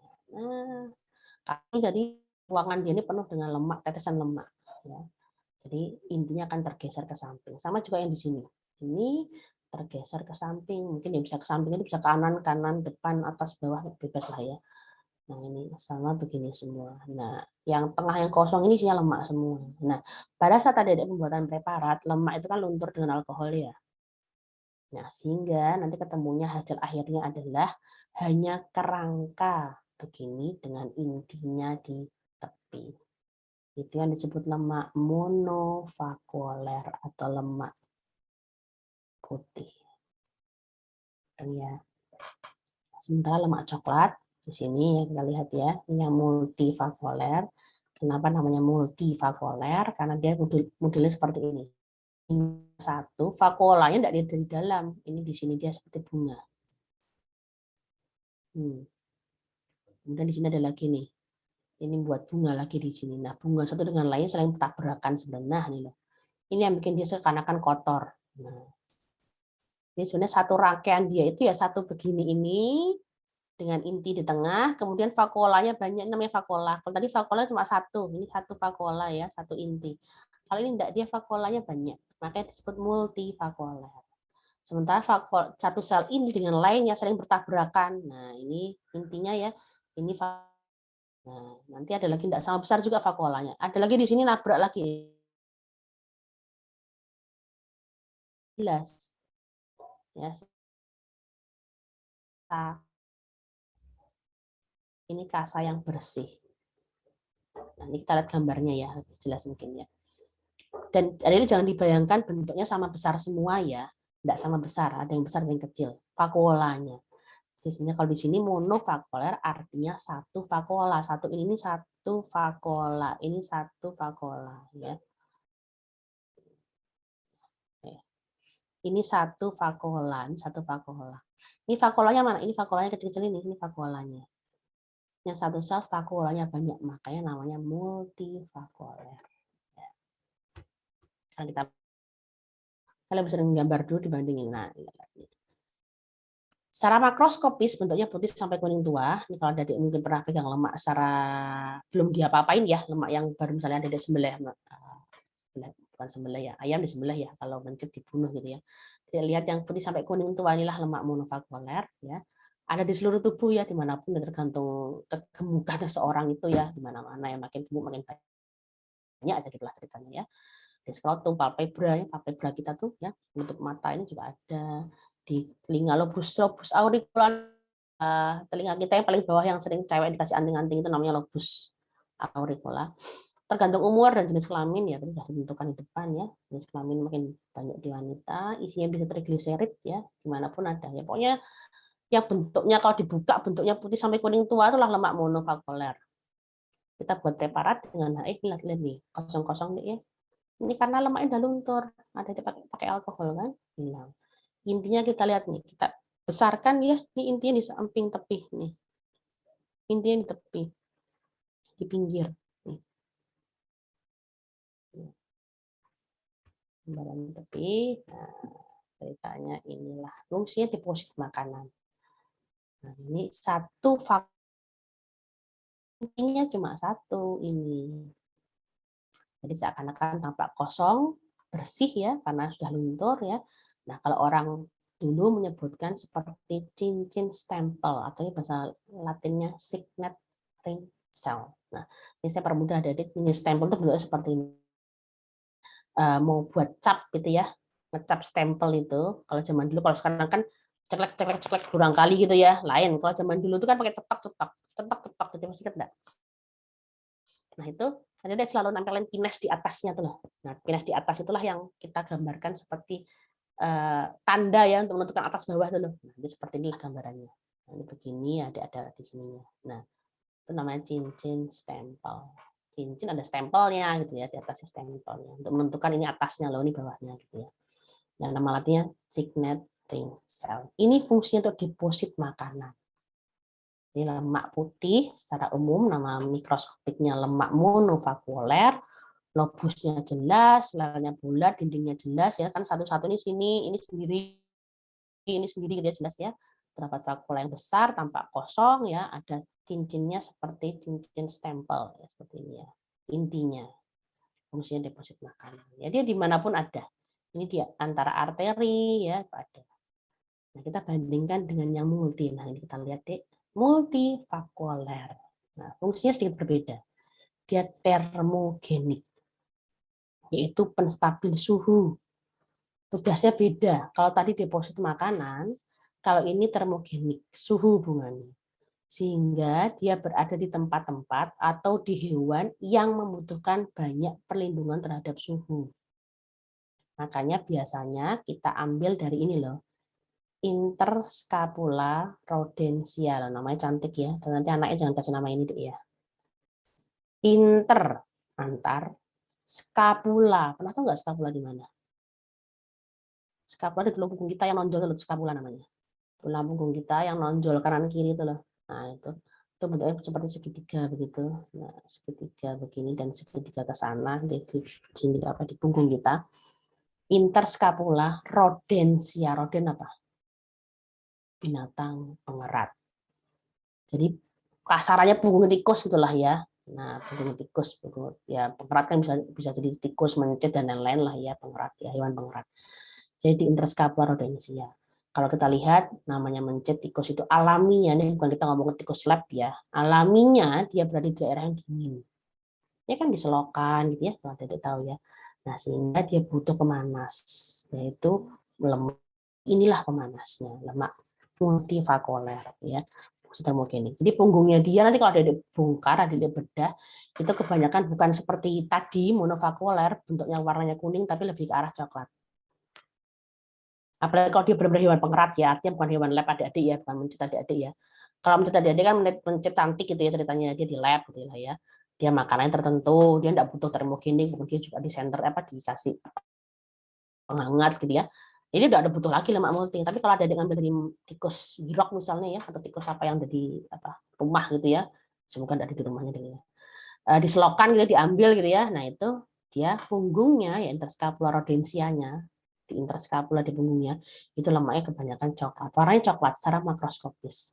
Ada buat preparat jadinya seperti ini deh. Beda ya dengan yang tadi. Dan nih. Nah, bisa dibandingkan, ini clear ya tengahnya ya. Kalau ini nggak kelihatan deh clearnya yang mana. Nah, ini ya. Ini inti. Ini vakuolanya bisa jadi di sini, nabrak temannya lagi, ini inti juga. Nabrak di sini ya. Ini inti di sini, nabrak di sini ya. Jadi nggak beraturan deh ya. Jadi satu selnya itu nggak bisa kita pisahkan yang mana atau sebenarnya dia saling nabrak. Ini vakuolanya banyak aja nih. Satu inti vakuola banyak. Inti ada inti lagi di sini, vakuolanya banyak nabrak lagi di sini. Nanti di sini punya lagi inti lagi nabrak lagi di sini gitu ya. Sehingga penampakannya seperti kasa yang kotor. Karena multivakuoler, lingkarannya yang mengelilingi dia itu banyak. Bukan banyak sel ya, selnya cuma satu, tapi lingkarannya banyak. Dia seperti bunga bentuknya. Tapi saling nubruk-nubruk, jadi yang nampak kita hanya kelihatan seakan-akan intinya saja ini ya, ini intinya. Vakuolanya nggak kelihatan karena saling bertabrakan antara vakuola rumah satu dengan lainnya gitu ya. Yang disebut multivakuoler. Nah, pada manusia gimana? Di tubuh kita distribusinya sangat kecil sekali. Sepanjang aorta, di mediastinum, aorta itu kan di pembuluh darah besar kita ya, di sekitarnya ada multivakuoler. Dan biasanya berkembang banyak pada bayi yang lahir tidak cukup usianya. Jadi misalnya pada bayi-bayi prematur itu banyak sekali lemak coklatnya. Nah, karena Dedek bayangkan namanya bayi prematur itu dia kan tadinya berada di perut ibunya itu kan dengan suhu sama dengan suhu ibunya ya. Kita suhu manusia normal berapa tuh? 36,5 sampai 37,2 ya. Itu kan normal. Berarti kan janin itu selama di perut ya suhunya sekian ya. Ketika keluarkan mungkin ya. Dikeluarkan paksa misalnya anak prematur ini ya. itu kan suhu tubuhnya berapa itu? Di luar, suhu di luarnya. Misalnya dia dikeluarkan di suhu ruangan, misalnya kelahiran normal ya, ya mungkin sekitar 25, 26 suhunya ya. Tapi kalau dia dilahirkan di ruangan operasi sesar gitu ya, yang di OK gitu ya, di ruangan operasi itu suhunya berapa tuh? 16, 18 kan dingin sekali ya. Sehingga untuk mengatasi itu dia akan punya banyak sekali lemak coklat. Jadi pada bayi prematur itu ya bukan sama dengan punggungnya mencet enggak ya, bukan sama dengan punggungnya tikus enggak ya, tapi distribusinya sama. Karena fungsinya sama, termogenik dan stabil suhu. Sehingga memang pada bayi prematur kita bisa banyak menemukan lemak multivakoler. Nanti kalau dia sudah stabil suhunya, lemak ini akan hilang. Nah, multivakoler ya sudah cukup kerjanya selesai ya, dia cukup umur 9 bulan ya udah dia akan ganti lagi dengan lemak yang dewasa, lemak apa putih tadi. Ini saat dibutuhkan dia akan tumbuh banyak, saat tidak dibutuhkan ya sudah dia tidak ada lagi. Ya.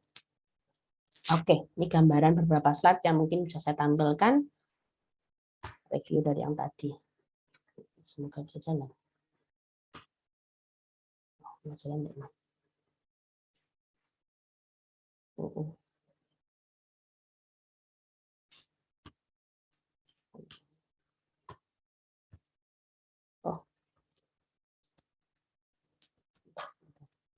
ini pertanyaan enggak sebelum saya betulin ini tadi jalan kok di slide enggak mau jalan.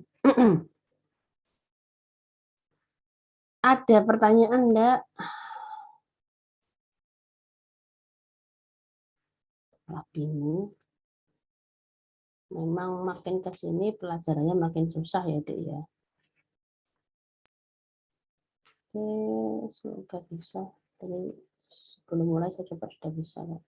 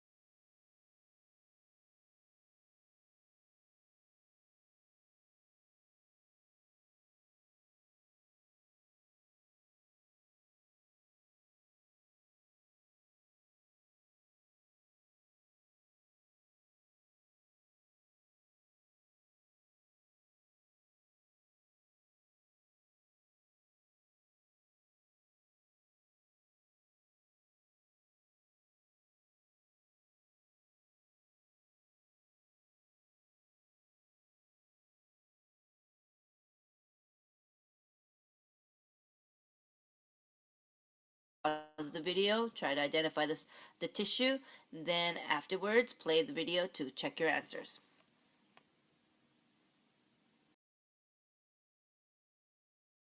The first thing you notice about these cells is cluster of 2 cells. You have one there, you have one here, you have one there. They almost look like little eyes. Bunch of eyes everywhere. Whenever you see those double cluster of cells, you are looking at a cartilage tissue. And the cells that are found in the cartilage tissue, they're called chondrocytes.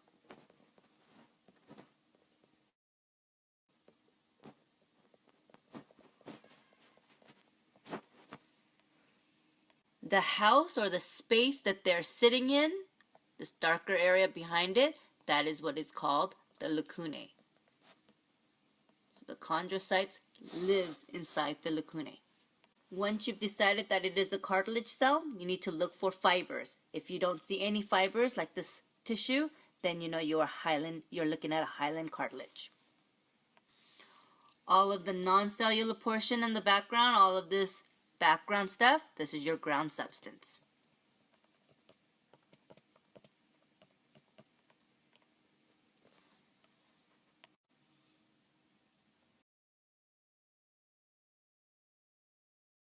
The first thing you want to do is identify the cells. Here's a cell here with the nucleus.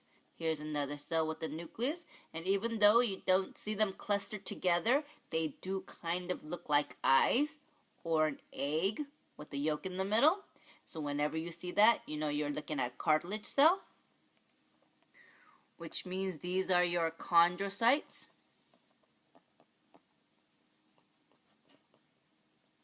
Sitting in lacunae.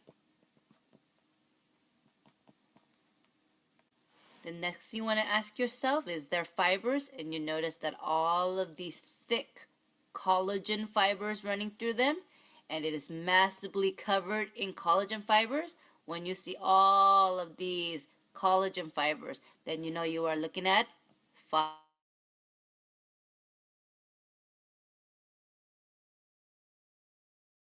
these are your collagen fibers that you see, all of those lines, the blue lines.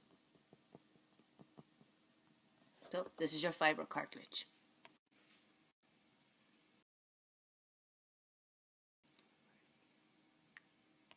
The first thing that you notice about this tissue is the dark center in the middle with the concentric circles around each one. Here's another one, concentric circles. Whenever you see those concentric circles, you are looking at bone tissue. One of those big round circles is called an osteon or Haversian system or osteon. The center portion of that osteon is called an osteonic canal or the central canal. One of these distinct layers is called lamellae, which means layers. Within those layers are these dark areas. They contain the bone cell, which is called the osteocyte. In the space called lacunae. The tiny channels running that are connecting each of the osteocytes, these are called canaliculi, which means tiny canals.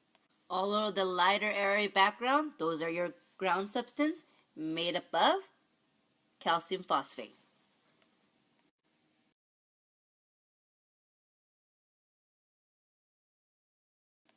The first thing you notice about this tissue is this highly branched fibers running through it. Almost looks like branches of a tree. These are your reticular fibers. When you see reticular fibers, you know you are looking at reticular connective tissue.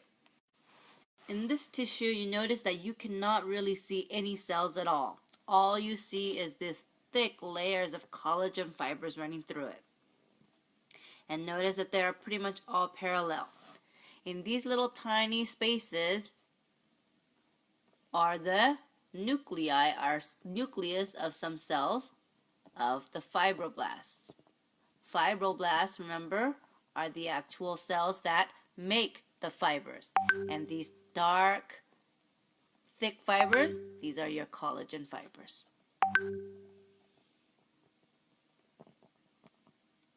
So when all you see is collagen fibers and the nuclei of the fibroblasts, then you are looking at dense connective tissue.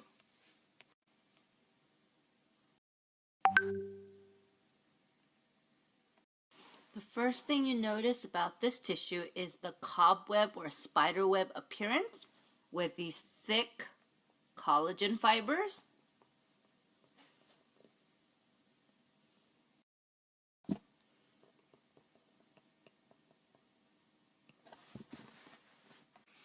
Also, you see these thinner fibers, which are your elastic fibers.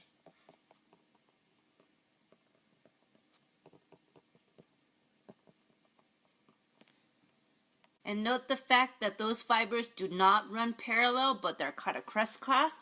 When you see that type of tissue, then you are looking at areolar or loose connective. Other tissue that you identify is this cell here that's kind of granulated. These are your mast cells, which produce and release histamine in an allergic reaction. And then these darker, tinier cells, those are your fibroblasts, and their job is to make collagen and elastic fibers. Lastly, the light white background, that is your ground substance.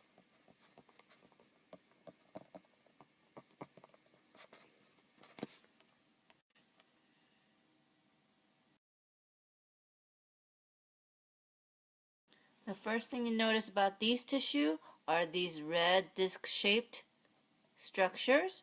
These are your erythrocytes.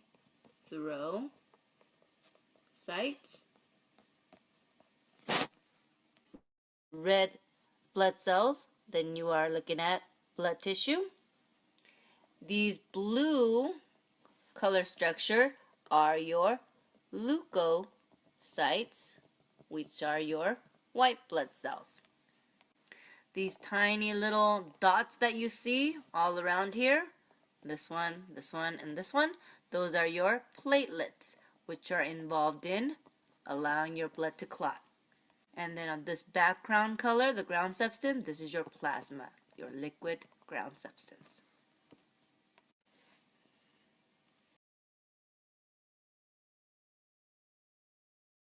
What this cell is, it has individual little compartments, and it looks somewhat lighter or clear in color inside. Each one of these cells are called adipocytes, which are your fat cells. So this is your adipose tissue. Each one of these individual contain fat droplets, and because it is filled with fat, the nuclei gets pushed off onto the side near the cell membrane of the adipocyte, and these are your nucleus.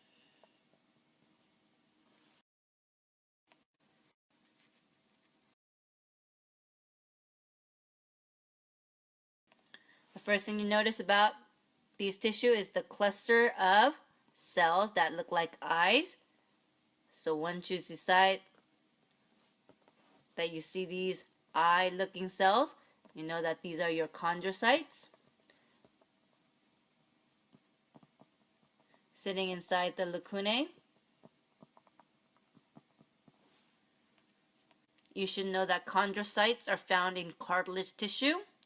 Next thing you want to ask yourself is, do I see any type of fibers running through? And you notice all these tiny little fine lines running through. That's giving this tissue this darker color appearance. The reason for that dark coloring is because of all these lines, which are your elastic fibers. Type of cartilage that contain elastic fibers is elastic cartilage.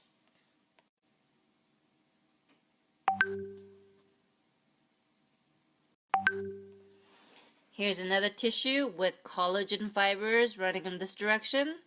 You see elastic fibers running in a crisscross direction. You notice these cells are your fibroblasts. This granulated cell here is your mast cell. So looking at all of those materials inside the tissue, then you know this is areolar connective tissue.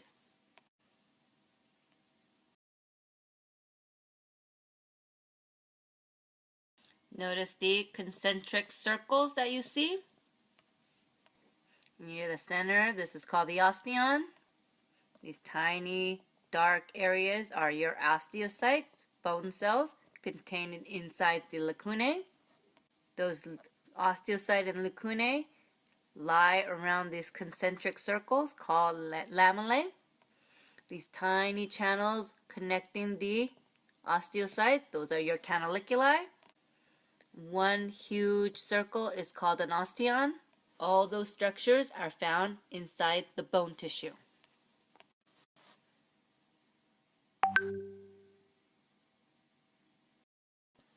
The first thing you notice in this cell is the absence of any kind of cells. All you see is all these rows and rows and rows and rows of collagen fibers, and then you could kind of see little tiny areas of the nucleus of fibroblast, seeing collagen fibers with the nucleus of the fibroblast, then you are looking at dense connective tissue.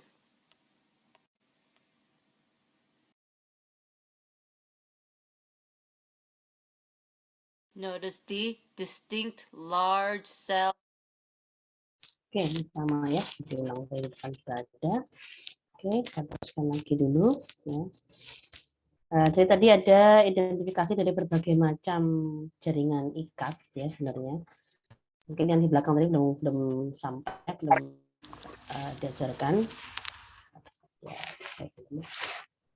Nah, sebenarnya apa sih aplikasinya ya jaringan ikat kita pelajari ya.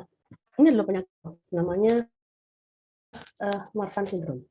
Ini adalah ada gangguan pada fibrilinnya, pada elastisnya. Nah, para orang ini terlalu elastis sekali sehingga biasanya penampakannya orangnya tinggi, kurus gitu ya. Tapi nggak selalu ya, jangan dibalik ya, orangnya tinggi kurus kemudian kayak Marfan, enggak ya.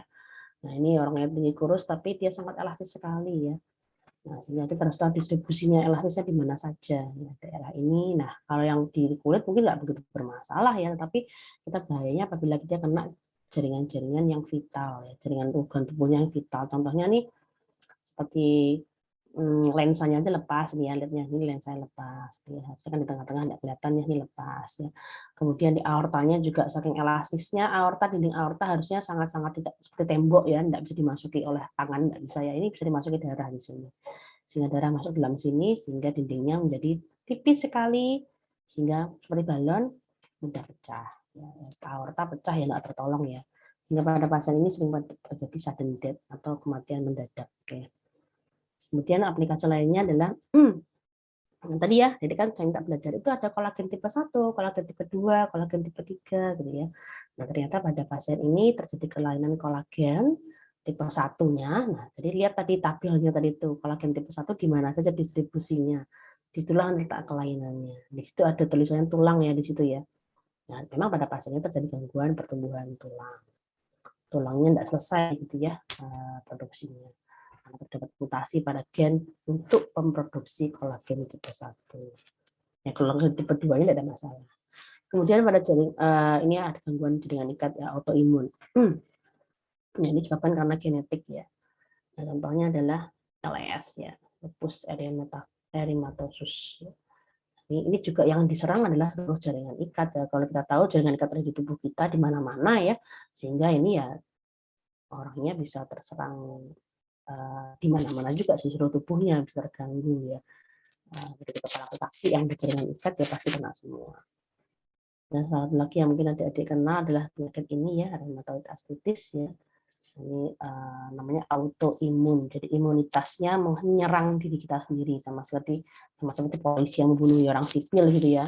Harusnya kan dia membunuh penjahat, tapi dia salah mengenali sehingga orang sipil dianggap penjahat, sehingga ini pada autoimun itu auto itu sendiri imunitas menyerang diri sendiri, sehingga harusnya kan dia membunuh kuman ya, dia salah mengenali sehingga tubuh kita dihancurkan sendiri. Nah, terutama di sendi di sini ya contohnya. Ya, pada pasien-pasien rheumatoid arthritis ya sendinya diserang oleh imunitas sendiri, oleh leukositnya, sehingga akan meradang ya, hancur berantakan seperti ini, sehingga penampakan luarnya seperti ini, merah-merah. Ini di jaringan ikat. Nah, dia sukanya menyerang jaringan ikat sekitar sendi ya. Nah, sehingga sebenarnya tidak cuma jaringan ikat di sekitar sendi saja, jantung, paru, dan matanya juga bisa diserang. Tapi yang nampak dengan jelas adalah di sendinya, karena sendi terdiri dari jaringan ikat. Yang terakhir adalah skleroderma, ini dia terlalu sensitif ya. Jadi misalnya kalau ada adik luka itu kan luka lebar, luka di tangan lebar itu tidak sembuh dengan sempurna. Nanti kan akan tumbuh namanya keloid ya.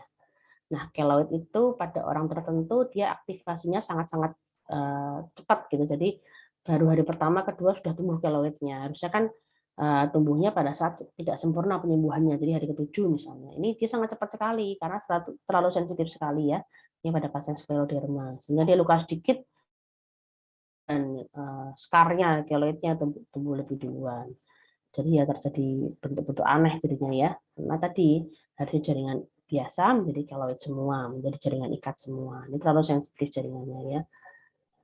Kemudian yang terakhir adalah abnormalitas kolagen. Jadi kolagen itu disupport oleh vitamin C ya. Kalau kekurangan vitamin C bisa terjadi abnormalitas kolagen. Contohnya pada kasus scurvy ya. Scurvy ini bisa demam orangnya, perdarahan ya.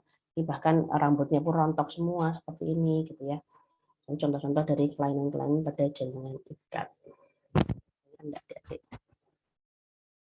Kita masih punya satu PR lagi yaitu tulang rawan ya. Kita masih punya waktu ya sebenarnya ya. Tulang rawan belum kita bahas ya. Ini tulang rawan adalah materi kita terakhir hari ini. Ya. Pertanyaan dulu enggak? Bingung enggak? Nanti tolong dibaca kembali ya, karena memang sekali tangkap mungkin ya enggak bisa. Nah, ini slide kita, PPT kita yang terakhir hari ini, ya ini jaringan ikat ya. Jadi saya minta adik mendengarkan dulu saja pertumbuhan tulang rawan agar mudah memahaminya. Ini saya gambarkan saja. Ceritanya akan saya ringkas menjadi satu gambar gitu ya. Jadi gini, apabila satu sel itu didapuk atau diminta untuk menjadi tulang rawan, dia akan berjejer di suatu area ya. Ini namanya perikondrium. Perikondrium, ERI, perikondrium. Atau pembungkus. Ini adalah perikondrium. Begini kan ya pembungkus. Jadi bisa bayangkan 3 dimensinya ya. Ini kita belajar 2 dimensi soalnya. Tapi dia adalah pembungkus melingkar gitu ya, seperti kemarin usus gitu ya. Nah, apabila dia akan menjadi tulang rawan, sel tadi akan dijejerkan di sini. Nah, dia akan berjejer di bawah di bagian dalam perikondrium. Ya, perikondrium di bagian bawah sini ya. Nah, ini perikondrium, di bagian dalamnya dia akan berjejer. Nah, karena dia akan menjadi tulang rawan, sehingga dia kan masih muda ini, sehingga kita beri nama dia kondroblast.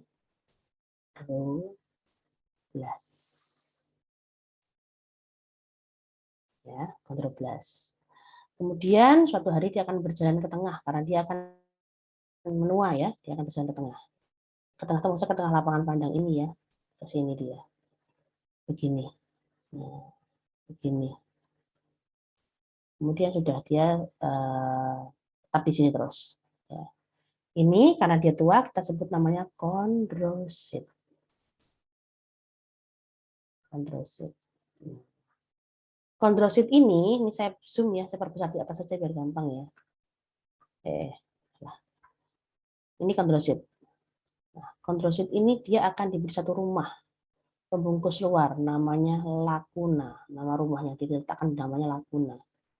Ini tadi gambar tadi, video tadi ada ya. Nah, lakuna. Lakuna ini seakan-akan mengurung dia. Jadi tidak bisa kemana-mana dengan ada lakunanya ini. Jadi seperti orang dikurung dalam satu rumah gitu ya, di penjara dalam satu rumah gitu ya. Rumahnya namanya lakuna. Nah, kenapa lakuna ini bisa memenjarakan dia? Karena ini lakuna, ini ada lagi sel di luarnya ya, sel lain lagi ya, tetangganya gitu ya. Dia juga dikurung dalam satu lakuna. Ya, ada lagi sel lain lagi di sini gitu ya. Di sini dikurung lagi dalam satu lakuna. Paham sampai sini ya? Ini karena nanti akan lebih rumit ke sananya ya. Jadi harus betul-betul dilihatin gitu, makanya saya gambar satu persatu. Nah, mengapa lakuna ini bisa mengurung? Karena ternyata di luarnya banyak sekali zat padat bernama kondroitin sulfat. Di sini kayak sekali, jadi halamannya itu rumputnya banyak sekali, ya tidak bisa keluar dia. Nah, rumputnya tinggi-tinggi seperti ilalang gitu ya, kondroitin sulfat. Daerah ini disebut teritorial matrix. Teritorial matrix atau matriks teritorial yang kaya tinggi sekali kondroitin sulfat, sehingga nanti kalau diwarnai warnanya akan sangat gelap dibanding sekitarnya. Nah, sementara di antara daerah ini, jadi di antara sekitar rumahnya yang kaya kondroitin sulfat tadi dengan rumah tetangganya lainnya lagi, ini kan di sini tipis kondroitin sulfatnya ya, ini disebut interteritorial matrix, interteritorial matrix. Ya, sudah paham tidak sampai sini? Biasanya ada yang tanya dulu, jadi saya ulangi lagi. adalah perikondrium, ya, atau lapisan pembungkus paling luar. Nanti dia ada sel yang berjejer di bagian dalamnya dia disebut kondroblast. Kemudian kondroblast dia akan menua, dia akan ke tengah ya menjadi kondrosit. Kondrosit ini dia tidak bisa kemana-mana karena dikurung oleh namanya rumahnya laguna, ya, pengurungnya laguna. Mengapa laguna tidak bisa berbesar lagi dirinya cuma segitu terus badannya ya? Karena ada zat yang sangat pekat di luar laguna bernama teritorial matrix. Secara biokimiawi isinya adalah kondroitin sulfat yang sangat tinggi. Nah, di antara kondroitin sulfat satu dengan lainnya, dengan tetangganya begitu ya, ada zat yang sangat rendah kondroitin sulfatnya, namanya interteritorial matrix, sehingga akan sangat tidak pekat ya, lebih encer dibanding yang di territorial matrix. Oke, sampai sini paham? Ini belum saya ceritanya nih, Dek. Nah, suatu saat si kondroitin sulfat yang berada si kondrosit yang berada dalam laguna dan terkurung oleh teritorial matrix tadi, dia akan membelah. Tetapi tadi aturannya gimana? Dia tidak boleh kemana-mana kan? Ya sudah, dia membelah begini saja menjadi 2 atau 3 sel. Dia tidak bisa kemana-mana, karena dia terkurung sudah. Ya sudah, dia terkurung di dalam, ya sudah, dia membelah tetap di situ. Misalnya ini ya membelah jadi 2 gitu ya. Ya sudah, dia tidak kemana-mana. Ini membelah jadi 3 gitu misalnya gini ya. Ya sudah, dia begini aja. Nggak bisa kemana-mana. Tapi namanya tadi ganti, tidak lagi kondrosit sendiri, tapi isogen group. Isogen. Nanti penamaan semua di dalam ada. Terusnya ada enggak. Tadi rumahnya namanya laguna, isinya dalamnya kondrosit ya, kan udah tua dia. Kemudian sekitarnya akan ada teritorial matrix yang kaya kondroitin sulfat. Di luarnya lagi ada interteritorial yang rendah kondroitin sulfat. Nanti pada saat dia bermitosis, kan ini tidak bisa kemana-mana, tetap dalam satu rumah yang sama, tetapi selnya lebih dari satu. Itu yang kemudian kita kenal dengan namanya isogen group. Di isogen group dibalik adalah suatu laguna yang berisi lebih dari satu sel kondrosit. Itu ya. Oke. Nah, ini kan baru dia jadi tulang rawan. Nah, kalau dia disuruh menjadi tulang rawan hialin, ini kita gambar lengkap di sini ya. Ini berarti ada yang tetap satu, ada yang jadi 2 gitu ya. Ini ada yang jadi 3 gitu ya.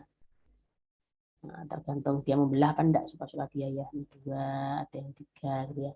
Nah, apabila dia menjadi tulang rawan hialin, dia akan ditemani oleh serabut kolagen. Di sini akan ada serabut kolagen. Nah, ini dia. Nantinya kalau sudah begini komposisinya, ini jadilah setelah dewasa tulang rawan hialin. Ingat kemarin ada trakea itu punya tulang rawan hialin, dan disitulah letak tulang rawan hialin. Nanti kita lihat preparatnya ya. Nah, tapi apabila dia disuruh menjadi tulang rawan elastis, serabut ini tidak mau kolagen. Yang serabutnya adalah serabut elastis. Nah, serabut elastis itu banyak sekali, jadi dia sekarang malah nubruk-nubruk si ini apa namanya kondrositnya. Nah, kalau tulang rawan hialin tadi dia diwarnai dengan He kan pucat, sehingga seakan-akan tampaknya sel tadi tidak punya serabut, kosong. Tapi kalau elastis, karena kita warnai dengan orsein akan menyala merah, sehingga pada saat penampakan tulang rawan elastis akan dominasi serabut elastisnya. Lihat bareng sekarang. Ini ceritanya panjang lebar di sini. Sudah saya gambarkan semua menjadi satu gambar. Dia tidak punya pembuluh darah lah ya, jadi dengan difusi, gitu ya. Kemudian batas luarnya namanya perikondrium ya, sudah dari situ semua tadi saya sebutkan. Kemudian ada kondroblast, ada kondrosit, ada kolagen, ada elastis. Nah, substansi dasarnya sama seperti yang lain ya, seperti kolagen secara umum dan elastis secara umum, ada di glukosaminoglikan ya, ada hyaluronik ya, kondroitin sulfat ya, secara biokimiawi. Ini cerita yang tadi, Dek. Nah, ini saya ringkaskan tadi ya, kondroblast, hipertrofi ya, kemudian dalam satu laguna ya. Kemudian dia akan keluar berlapis. Ini ceritanya di sini ya. Lihat gambar saya aja ya. Nah, kemudian dia akan makin keluar begitu, kemudian dia akan substansinya. Nah, ini tugas utamanya ini ya. menyokong jaringan lunak, juga sebagai daerah pergeseran sendi ya, dan ada pertumbuhan tulang panjang. Jadi misalnya gini, tulang rawan ini ya tugasnya kan ini 3 ini ya. Jadi misalnya ini adik-adik ada saudara lah, jangan adik-adik ya, kecelakaan gitu ya, kemudian patah tulang, kemudian di X-ray di saudara itu sekitar mungkin berapa 8 tahun misalnya ya, kecelakaan patah tulang, nanti daerah sininya akan ada warna yang berbeda saat X-ray. Ini ada seperti warna yang lebih pucat. Kalau tadi hitam semua ya, ini warnanya pucat di sini. Nah, daerah pertumbuhan tulangnya dimaksud ini loh, daerah pertumbuhan tulang. Nah, kalau masih ada ininya, kemungkinan manusia tersebut atau orang tersebut akan bisa lebih panjang lagi tulangnya. Karena itu tempat untuk space untuk dia makin panjang. Ini bisa molor gitu ya, bisa mengulur ke sana, makin panjang. Tulang panjang makin panjang, orang makin tinggi berarti ya, makin panjang badannya gitu ya. Nah, sehingga kalau di adik-adik mungkin nanti di X-ray gitu ya, masih ada sisa ininya, lempengan ini untuk pertumbuhan, berarti adik-adik masih bisa tambah tinggi. Tapi kalau nggak ada, mau ditarik kayak apapun, nggak akan lebih tinggi ya. Udah mentok gitu lah ya ceritanya. Ini udah habis, warnanya udah sama semua, udah begini ya, seperti orang dewasa, sudah warnanya sama semua, ya sudah. Habis timingnya, udah nggak ada. Tapi kalau masih ada setelah, masih ada beberapa lapis begini, di sini ada, kelihatan ini masih ada tempat lempeng pertumbuhannya, ya kita masih bisa tambah tinggi. Untuk menentukan kita bisa tinggi lagi apa enggak. Itu atau fungsi tulang rawan ya. Nah, jenisnya ada hyalin, elastis, dan ada fibrosa. Nanti highlight yang saya tunjukkan fibrosa. Ya, hyalin yang pertama kali ya. Ini ceritanya panjang lebarnya di sini, Dek. Kondrosit dikelilingi lakuna. Nanti kalau lebih dari 1 ya, tadi ada gambar yang saya sebutkan ya, ada isogen group, ya sel isogen. Kondrosit selnya oval, bulat, terutama isinya sitoplasmanya ada glikogen dan lemak gitu ya. Nah, itu lihat gambarnya aja lah. Nah, ini terus kemudian ada zat antar selnya ya, ada teritorial matrix, interteritorial matrix ya, semua ada di gambar keterangan gambar zat tadi ya. Jadi dilihat itu aja. Jadi zat sekitarnya ada tinggi kondroitin sulfatnya ada di sini ya. Ceritanya panjang. Nah, ini barangnya. Ini mungkin tidak seindah yang dibayangkan ya. Nah, ini adalah berarti kalau yang di sini, yang tepi ini adalah pembungkusnya berarti perikondrium yang 1. Yang 2 berarti kondroblas yang 2. Kemudian ke tengah berarti yang 1, cari yang 1 berarti ini kondrosit yang nomor 3. Kemudian yang lebih dari 1 berarti isogen group, ini yang nomor 4 ya, gampang mengaplikasikannya. Jadi kalau ini yang tadi yang di gambaran video ada yang bilang mata 2, mata 3, nah itu ini adalah isogen group nomor 4. Ya. Kemudian kalau cuma 1 saja tidak bermitosis ya berarti ini nomor 3 kondrosit. Ini juga sama. Berarti kemarin Dede lihat ya tulang rawan pada trakea ya. Trakea kemarin yang saya sampaikan kolumner, pseudokompleks, bersilia, ada silianya, ada gobletnya gitu ya. Di bawah ini ada seperti orang zaman dulu lihatnya nih, Dek. Telur katak ya. Pernah lihat telur katak. Ya kayak gitulah gambarannya. Itu adalah gambaran tulang rawan hyalin. Nah, kita lihat di sekitar sini kok enggak ada serabut apapun ya, kosong ya. Nah, tadi ingat dia ada serabut kolagen. Kolagen diwarnai He sangat pucat. Seakan-akan kosong ini. Tidak ada isinya. Nah, ini gambaran pembesaran kecilnya. Kita lihat ya ini kan. Ini kemarin epitelnya di sini. Sekarang kita bawahnya ini seperti telur katak ini. Nah, ini kita perbesar nantinya ya. Ini toilet blue nih warnaannya. Jadi mungkin lihat nih di sekitar kondrositnya akan nampak ada daerah yang lebih ungu dibanding sekitarnya. Kita perbesar lagi ya. Nah, kata enggak? Nah, yang ungu ini loh, ini namanya teritorial matrix. Ya, itu kayak yang ditunjukkan. Sementara yang putih ini interteritorial matrix. Kebayang enggak? Ini tadi ini yang dalam lakuna, kemudian ada daerah yang kaya sekali kondroitin sulfat akan berwarna lebih pekat, lebih tua ya, sehingga namanya teritorial matrix. Di antaranya tetangga dengan dianya, ini yang putih-putih ini loh. Ini interteritorial matrix. Ini adalah perikondrium, ini adalah sel kondroblas ya. Kondroblas, sementara yang kelompokan ini adalah isogen group ya. Kalau yang 1 cari yang 1. Mana yang 1? Coba dicari. Nah, 1 ini adalah kondrosit. Oke. Kan epitel yang kemarin nih. Trakea. Jadi trakea kita akan berbentuk suatu cincin tulang rawan hyalin. Makanya kalau kita pegang ya, tenggorokan kita itu kan seperti cincin berjejer gitu ke bawah. Itu adalah tulang rawan hialin. Oke. Nah, di gambaran lainnya nih, berbagai macam sudut pandang kita lihat. Ini kontrolnya di sini. Kalau lebih dari satu berarti isogen group. Kemudian ini yang warnanya lebih tua adalah territorial matrix. Ya. Di antaranya ada yang lebih muda, interterritorial matrix. Paham ya? Gampang harusnya, ini bolak-balik gambarnya. Nah, isogen group, territorial matrix, territorial matrix. Pokoknya pekat yang dekat dengan lacuna itu adalah teritorial, di antaranya adalah interteritorial. Clear ya? Nah, ini tadi saya bilang kita adalah hialin itu adalah lempengan-lempengan ya, susunan dari cincin-cincin yang dijejer ke bawah gitu ya. Ini contohnya pada kelainan-kelainan bronkitis gitu. Bukan ininya yang makin melebar, tapi ini makin udem jadi makin ke tengah, sehingga seakan-akan orang itu akan sesak. Kenapa? Karena lumennya tadi sebesar ini jadi kecil. Sama seperti selang kita, selang air ya. Kalau selang airnya besar, air lancar, pada saat selangnya kita pencet jadi kecil, dia akan tekanannya tinggi dan kadang-kadang keluar bunyi, keluar bunyi karena dia adalah udara. Makanya ada yang orang asma, orang sesak itu bunyi ngik ngik ngik gitu ya. Itu karena udaranya trapping pada tempat yang kecil jadi paksa harus jalan.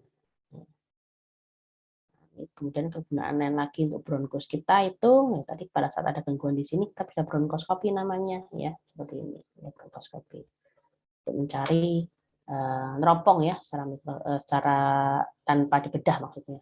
Dicari ada cancer di sini. Kemudian nanti si tulang rawan ini juga bisa kita.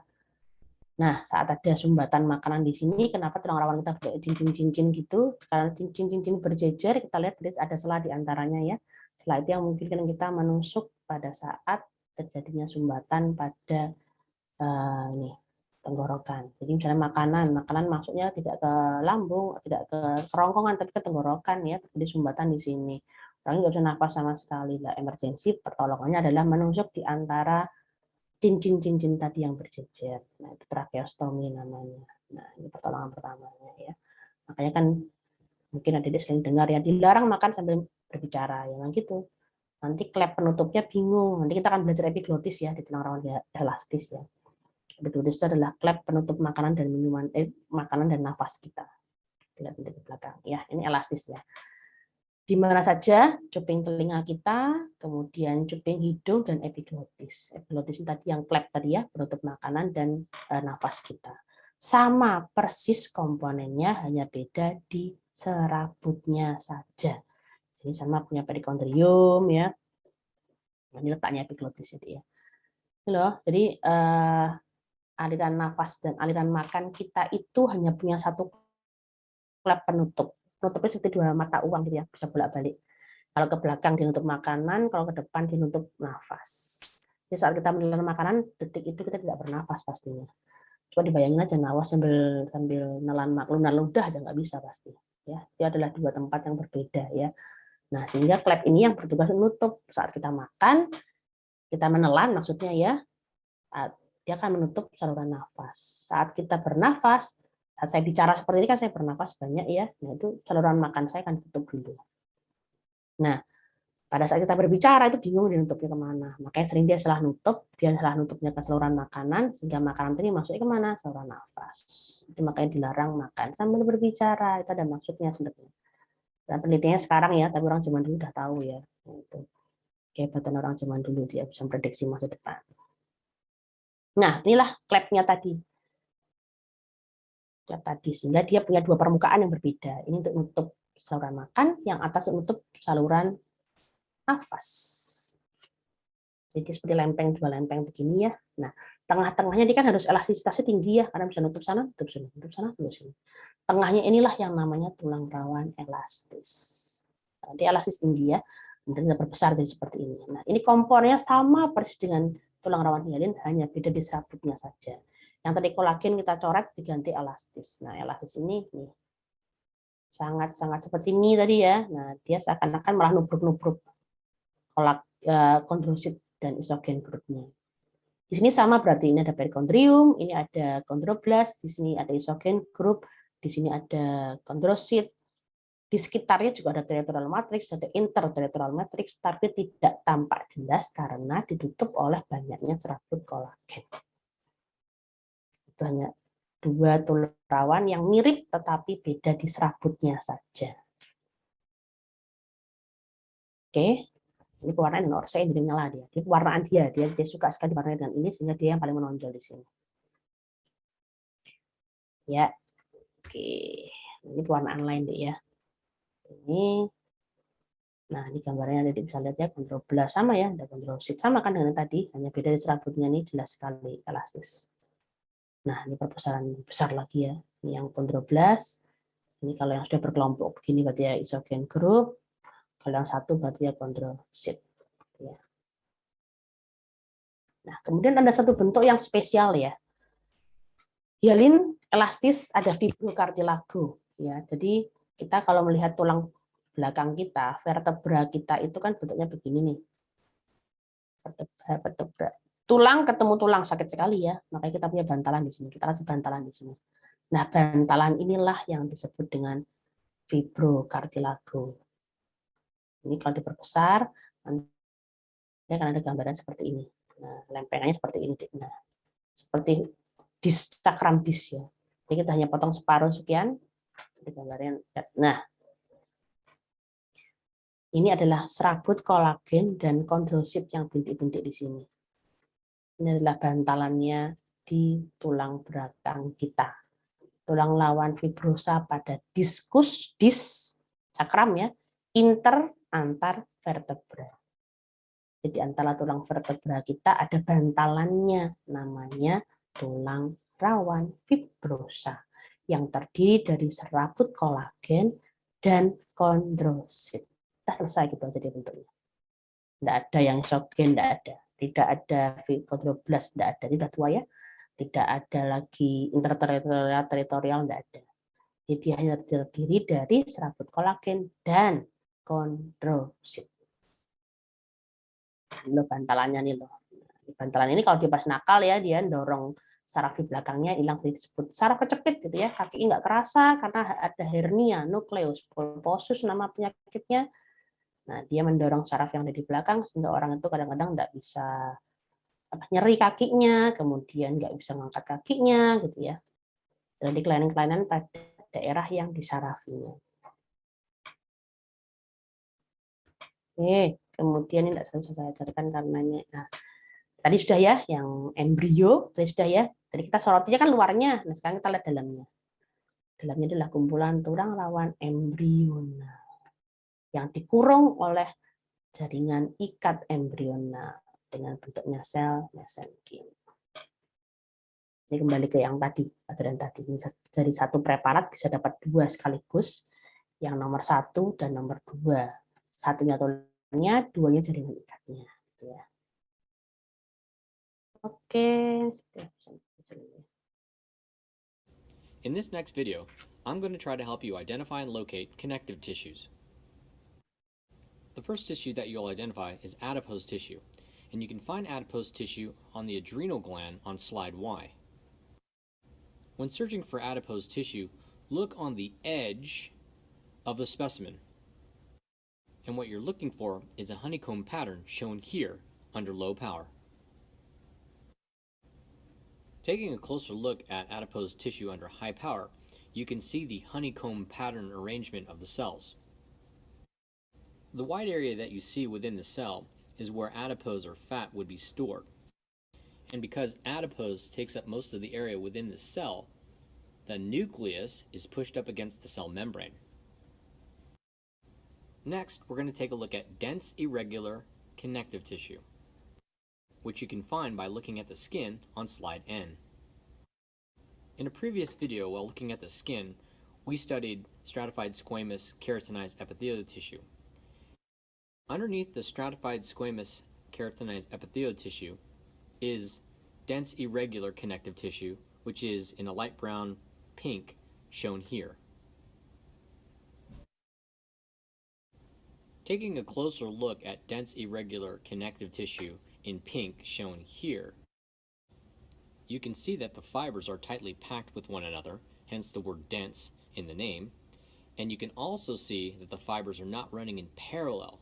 They're actually running in different directions, which is why we also call this an irregular connective tissue. Under low power, what you see here is hyaline cartilage. You can find hyaline cartilage on slide D. Taking a closer look at hyaline cartilage under low power, you can see that hyaline cartilage is made up of cartilage cells called chondrocytes, which are shown in purple here. The next connective tissue that you see here under low power is bone. Bone can be found on slide F. Oke, tadi sudah sebenarnya gambaran tulang ya, saya cut makanya. Oke, apakah ada pertanyaan? Adik-adik. Nah, ini contohnya tadi ya sudah kita lihat. Nah, kira-kira apa ini? Sampel biopsi dari pasien ini. Nah, ini kemungkinan kalau di sini adik ketemu apa nih? Tadi sudah ada. Saya jadi dapat pasien, kemudian dikatakan bahwa ini adalah biopsi dari pasien di daerah ini ya, daerahnya itu disebutkan gambarnya mengerikan ya. Kira-kira apa yang tidak ditemukan nantinya? Kira-kira bisa nggak mengidentifikasi atau menduga apa mungkin yang bisa ketemu pada pasien ini? Ingat ya, ini adalah jaringan ikat ya. Nah, jaringan ikat yang banyak gitu ya. Ini kan harusnya berlebihan, harusnya kembali ke kulit kembali, ini enggak ya, dia lebih ya. Sehingga dia kemudian banyak sekali kolagen yang ada di situ ya, kolagennya over, pekerjaannya sangat-sangat banyak ya. Kolagennya masih non mature, masih belum sempurna ya. Jadi di situ kan banyak sekali kolagen, kan jaringan ikat. Yang paling subur sekali adalah serat kolagen, ya paling suka tumbuh di mana-mana. Jadi kalau adik-adik luka tidak sempurna tumbuhnya, itu bisa ada keloidnya, yaitu serabut kolagen yang akan tumbuh ya. Dan dapat lagi pasien seperti ini ya, pasien dengan curiga teratoma. Berarti kalau teratoma itu adalah semua jaringan muda yang ada di 4 jaringan dasar tadi keluar semua gitu ya. Jadi harusnya kan di sini jaringannya adalah jaringan pantatnya, gitu ya, kakinya ya. Di sini enggak, ya nanti akan keluar jaringan semua jaringan dasar ya. Berbagai macam jaringan nanti ketemu. Ya, ini ada tulang rawannya ya. Jadi kumpulan-kumpulan tulang rawan ya, Dedek lihat ya. Nanti mungkin bahkan bisa ketemu ada giginya gitu ya. Kalau teratoma itu ada kelainan di pasien tersebut sehingga semua jaringan dasarnya keluar semua. Ya, ada serabut rambutnya gitu ya. Itu bisa muncul. Nah, itu kegunaan menganalisis ya, nanti ada di belajar patologis ya, akan melihat bagaimana transformasi dari makroskopis ke mikroskopisnya. Oke, copy paste dulu ya absensi hari ini. Ada yang mau tanyakan enggak adik-adik? Cukup jelas atau cukup bingung? Nah, Dede silakan dibaca kembali ya materinya ya. Memang materinya agak susah yang jaringan ikat ini karena banyak distribusinya dan namanya berbeda-beda. Itu yang membuat lebih susah ya. Ya. Ini silakan adik-adik absensi ya. Oke. Nanti kita ketemu hari apa? Masih minggu depan lagi ya. Nanti saya infokan lagi kalau misalnya saya tidak bisa memberikan di hari tersebut. Saya info kalau saya bisa memberikan juga ya. Oke, kalau tidak ada pertanyaan, saya akhiri pertemuan siang hari ini. Pasnya 11:30. Selamat siang. Assalamualaikum warahmatullahi wabarakatuh. Waalaikumsalam warahmatullahi wabarakatuh. Terima kasih banyak, Bu. Terima kasih, Bu. Sama-sama.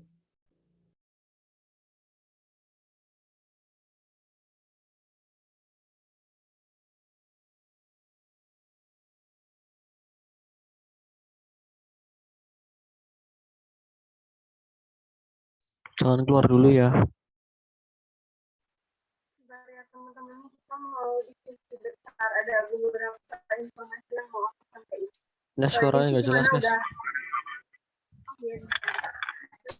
Jesse sama Bagas sudah gabung, guys. Gimana?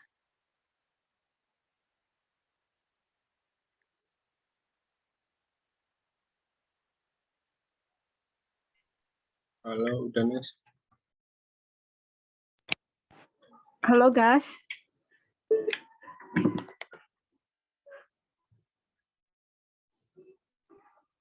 Ini rekornya di stop dulu nggak apa-apa? Oh, jadi.